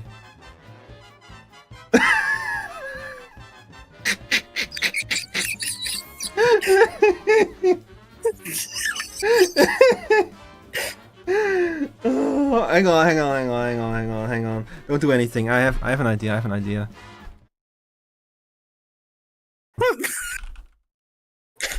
Rico, help! Hang on. Let go! Everyone. That's not the song I want.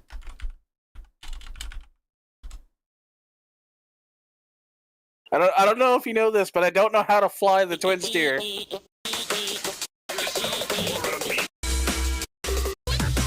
Here.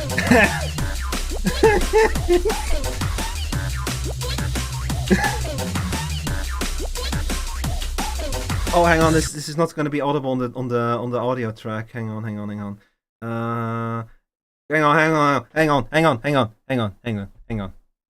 Here we go. All right. Yes, perfect. Now it's perfect.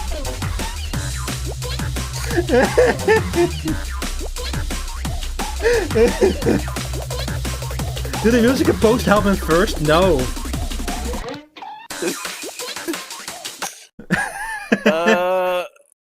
Okay, that's all you get. Well, It's already gonna get the VOD claim, probably. Okay, hang on. What can I do to help you? Can you, like... Is there, like, a way for you to do this where the trailer will not, like, end up in a position where I can actually still reach it? Because that's the... You're doing the thing I was worried about, Chris. You're putting the trailer in a spot where I'm never gonna be able to get to it. No, it'll be fine. I'm not sure what to do about this. I don't think I'm attached to the trailer, or maybe I am, and I don't know. No, I see the winch. You're still connected to it. I just don't know what to do about this. Caving it out the truck? I'm trying to bring it over to the trailer store. We're getting closer. Just fly it there? Yeah, I'm learning how to fly the twin steer right now. You know, once your engine dies, the winch is gonna disconnect automatically. Well, we still got enough fuel, even though I'm currently leaking fuel. Yeah. But we have enough to keep the engine on. The engine that is completely broken, by the way.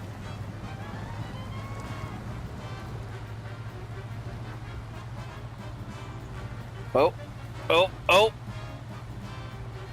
We're grounded. We're grounded. No, you're trying to become a sandworm?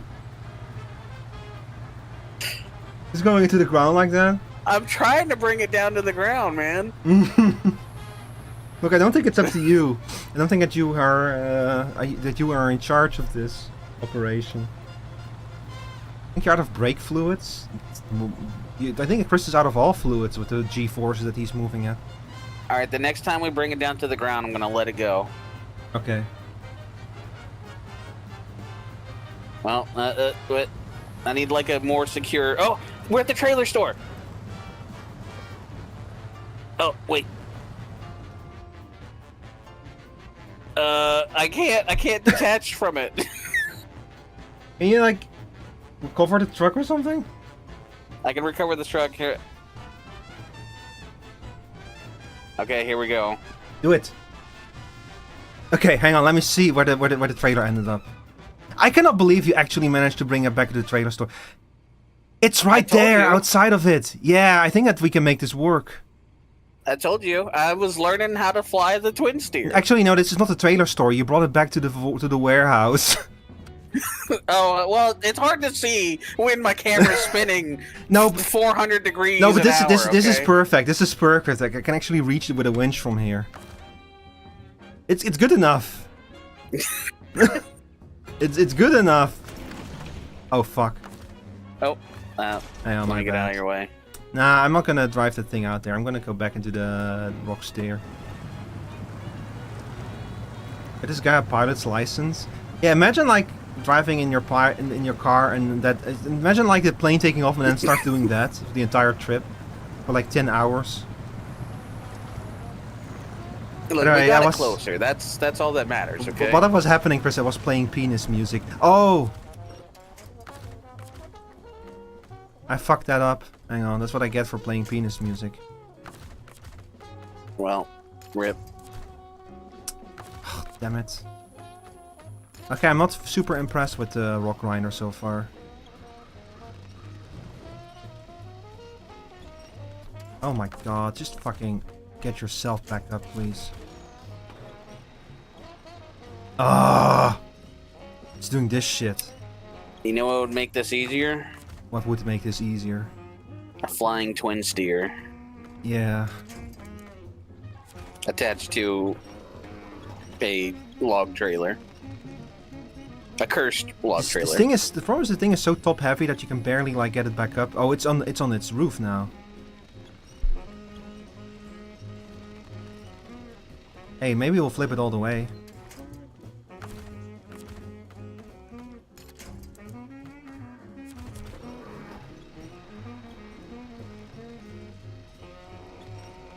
No, I'm not getting it back up right. This thing is too fucking heavy for that. Hey, maybe if I turn it all the way back around, though. Oh, damn it! It has no winching points on the roof. Is the problem? You're like a turtle stuck upside down. Yeah, But there's no fucking winch. Who the fuck makes a truck this top heavy with no winching points on the roof? What the hell? Why is Donkey Kong staring in your soul? I don't know. Why is he? That's what he does. He just he does that always. Fuck it. Rock Grinder sucks. So Rock Grinder sucks. We're not using it. I'm gonna send in a different vehicle. I think I still have my. Are you okay? Oh, boy. I'm still laughing from the fucking thing. I mean, that was a fun adventure. I don't blame you. Yeah. Can handle land, sea, and air. Truly multifaceted vehicles. These trucks are. Yeah. We're gonna use this thing. What time do you gotta get ready for? We're playing at 9, so that's like an hour and 15 minutes from now. But I'm probably like just the last time. I'm gonna probably start heating up my food a little bit before then. Okay. But I'm still good. We're still good to go for a while. I could maybe swing one more contract somewhere. Let's see.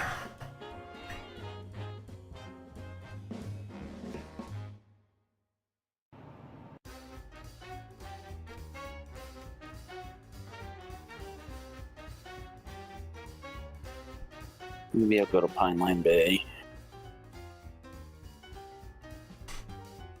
Oh yeah, I need to go to Flatland. Oh god, that fucking locking trailer on my map every time I go here.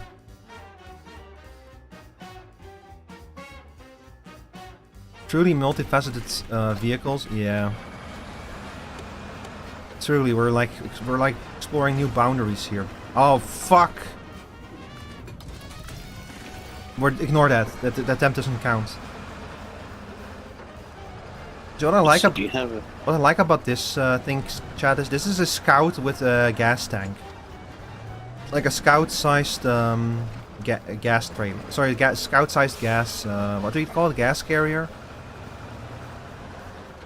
Whatever you call it.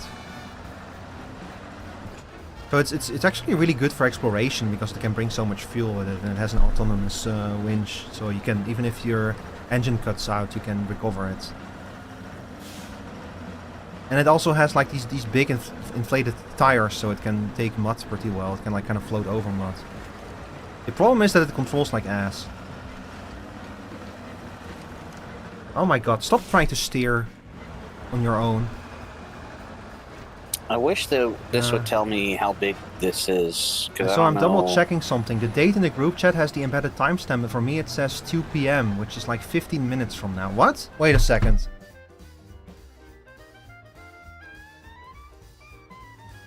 Hold up.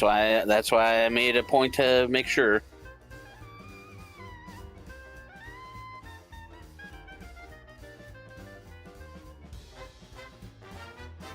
Hang on. Where's the timestamp?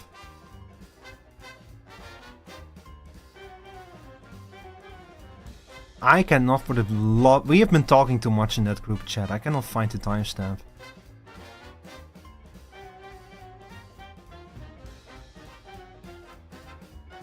Ah. Oh shit, you're right. Oh, I'm off by an hour. Oops. That's alright. Good thing we checked. Yeah. Good thing your good friend Rio checked. Yeah, good thing my good friend Rio checked. Yeah, is Scene able to join us? Or like, because I know that they went super late last night. Are they able? Are they capable?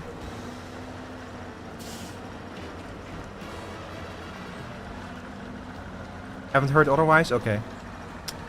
Then we're gonna probably swap to Subnautica in like 15 minutes or so, when Rio and Scene are available. Alright. Well, I can go ahead and log out unless you want me to just hang around while you're doing something. That's up to you. Well, I guess I can. Yeah, I'll until you kick me out, I'll drive up. Yeah, I want to like at least bring this truck over there in that area because I want to like start exploring it. Oh, I mean, what we can do is, if you already want to like, if you don't want to hang out anymore or whatever, what I can do is boot the save game up in single player and try to save the logging trailer. Oh yeah, you could do that. Hi there, Florida man. I'm gonna have to ask you to speak English because I cannot moderate you if you speak another language. Here, I'm gonna drive out to one thing, and then you Okay. can boot me out. All right.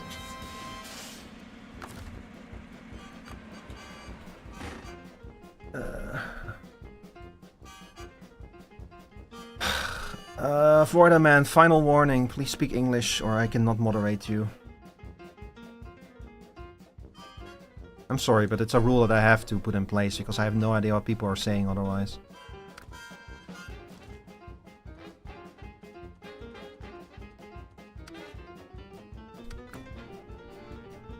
Unless you know Dutch. Yeah, see, the thing with Dutch is that I can actually speak Dutch, so I know what people are saying. What's happening on YouTube? Person who's not speaking English is in the YouTube chat. It's okay. Once Chris is done, I'm gonna like boot this save game up on single player real quick and see if I can save the trailer. Because that's, like I said, that's $14,000 that I want back. Nah. Let me. How far do I have to drive? So my dad is never on. mind. Let me just recover. It's gonna take me too long to get over there. I don't know what that means, Florida man. Floridian man.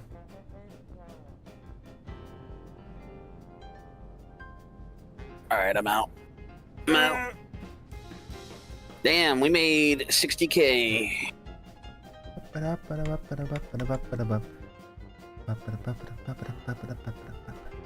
Nice. All right. Hang on. Let me exit out of this.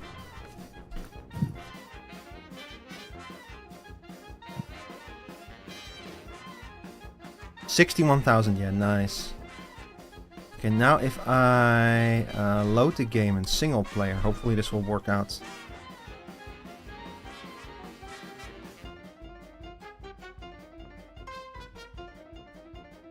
Do I have it in my rules that you have to speak English? I think I have.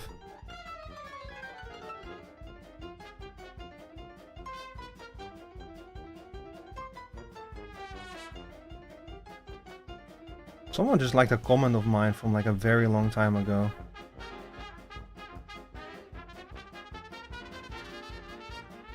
Hi there, Conscience. Welcome back.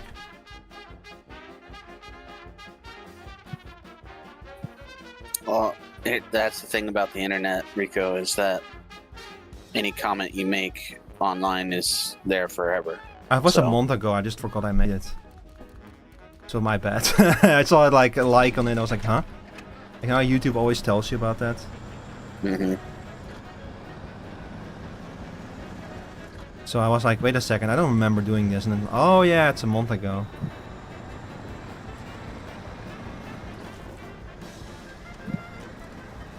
Conscience, were you the one who pointed out to me that there's like a website where they put like an AI version of my voice on?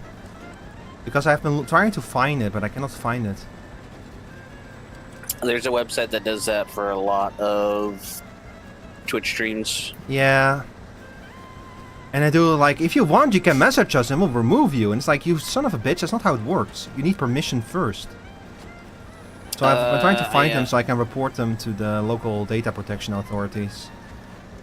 See if I can get an investigation started.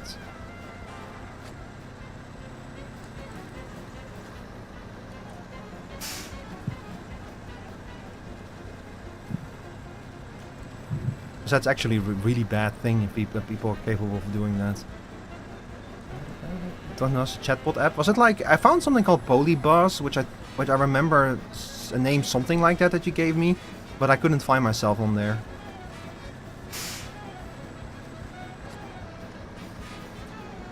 It was weird. That's what I do remember. It was something weird.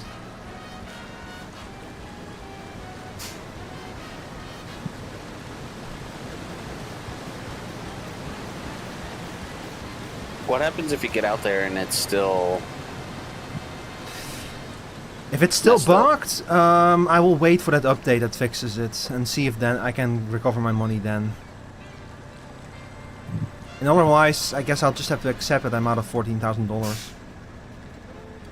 I mean, that's not too much in the grand scheme of things. Yeah, it just kind of sucks because, like I said, there's no renewable way to make money. Yeah. It was on Polybus, it's a chatbot that got removed and told me you weren't confident with it on the app. Oh, you reported it. That's okay. That's something that I should probably do myself though in the future. I appreciate you trying to help me, but it's better if I do it myself because I was going to report it to the Dutch Data Protection Authorities. But if it's not on there anymore, I cannot do that anymore. Welcome back, Colin Carter. I know a lot of people that have been reporting it. I don't know if that will lead to anything, but well, chances are, if it happens enough, it probably. Yeah, then it's gonna get investigated sooner or later. So hopefully. Yeah. Nope, the problem is not fixed yet.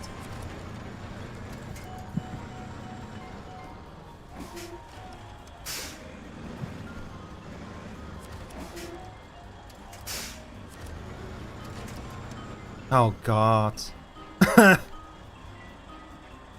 Ay ay ay. When your own trailer is T-posing at you yeah. angrily.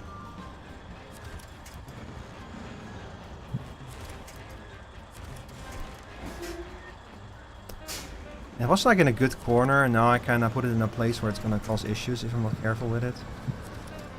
So I'm trying to like get it out of there now. I need to wait for the update that fixes it, yeah. Well, I mean, there's been updates semi-regularly. I can't imagine it'll be too long before they fix it. There's like a chat part on it. It's like, you know, tube comments, things like that, but it's a part on the app. So like you can chat with someone who's pretending to be me, but it's not like a voice, it's like a chat app. Huh?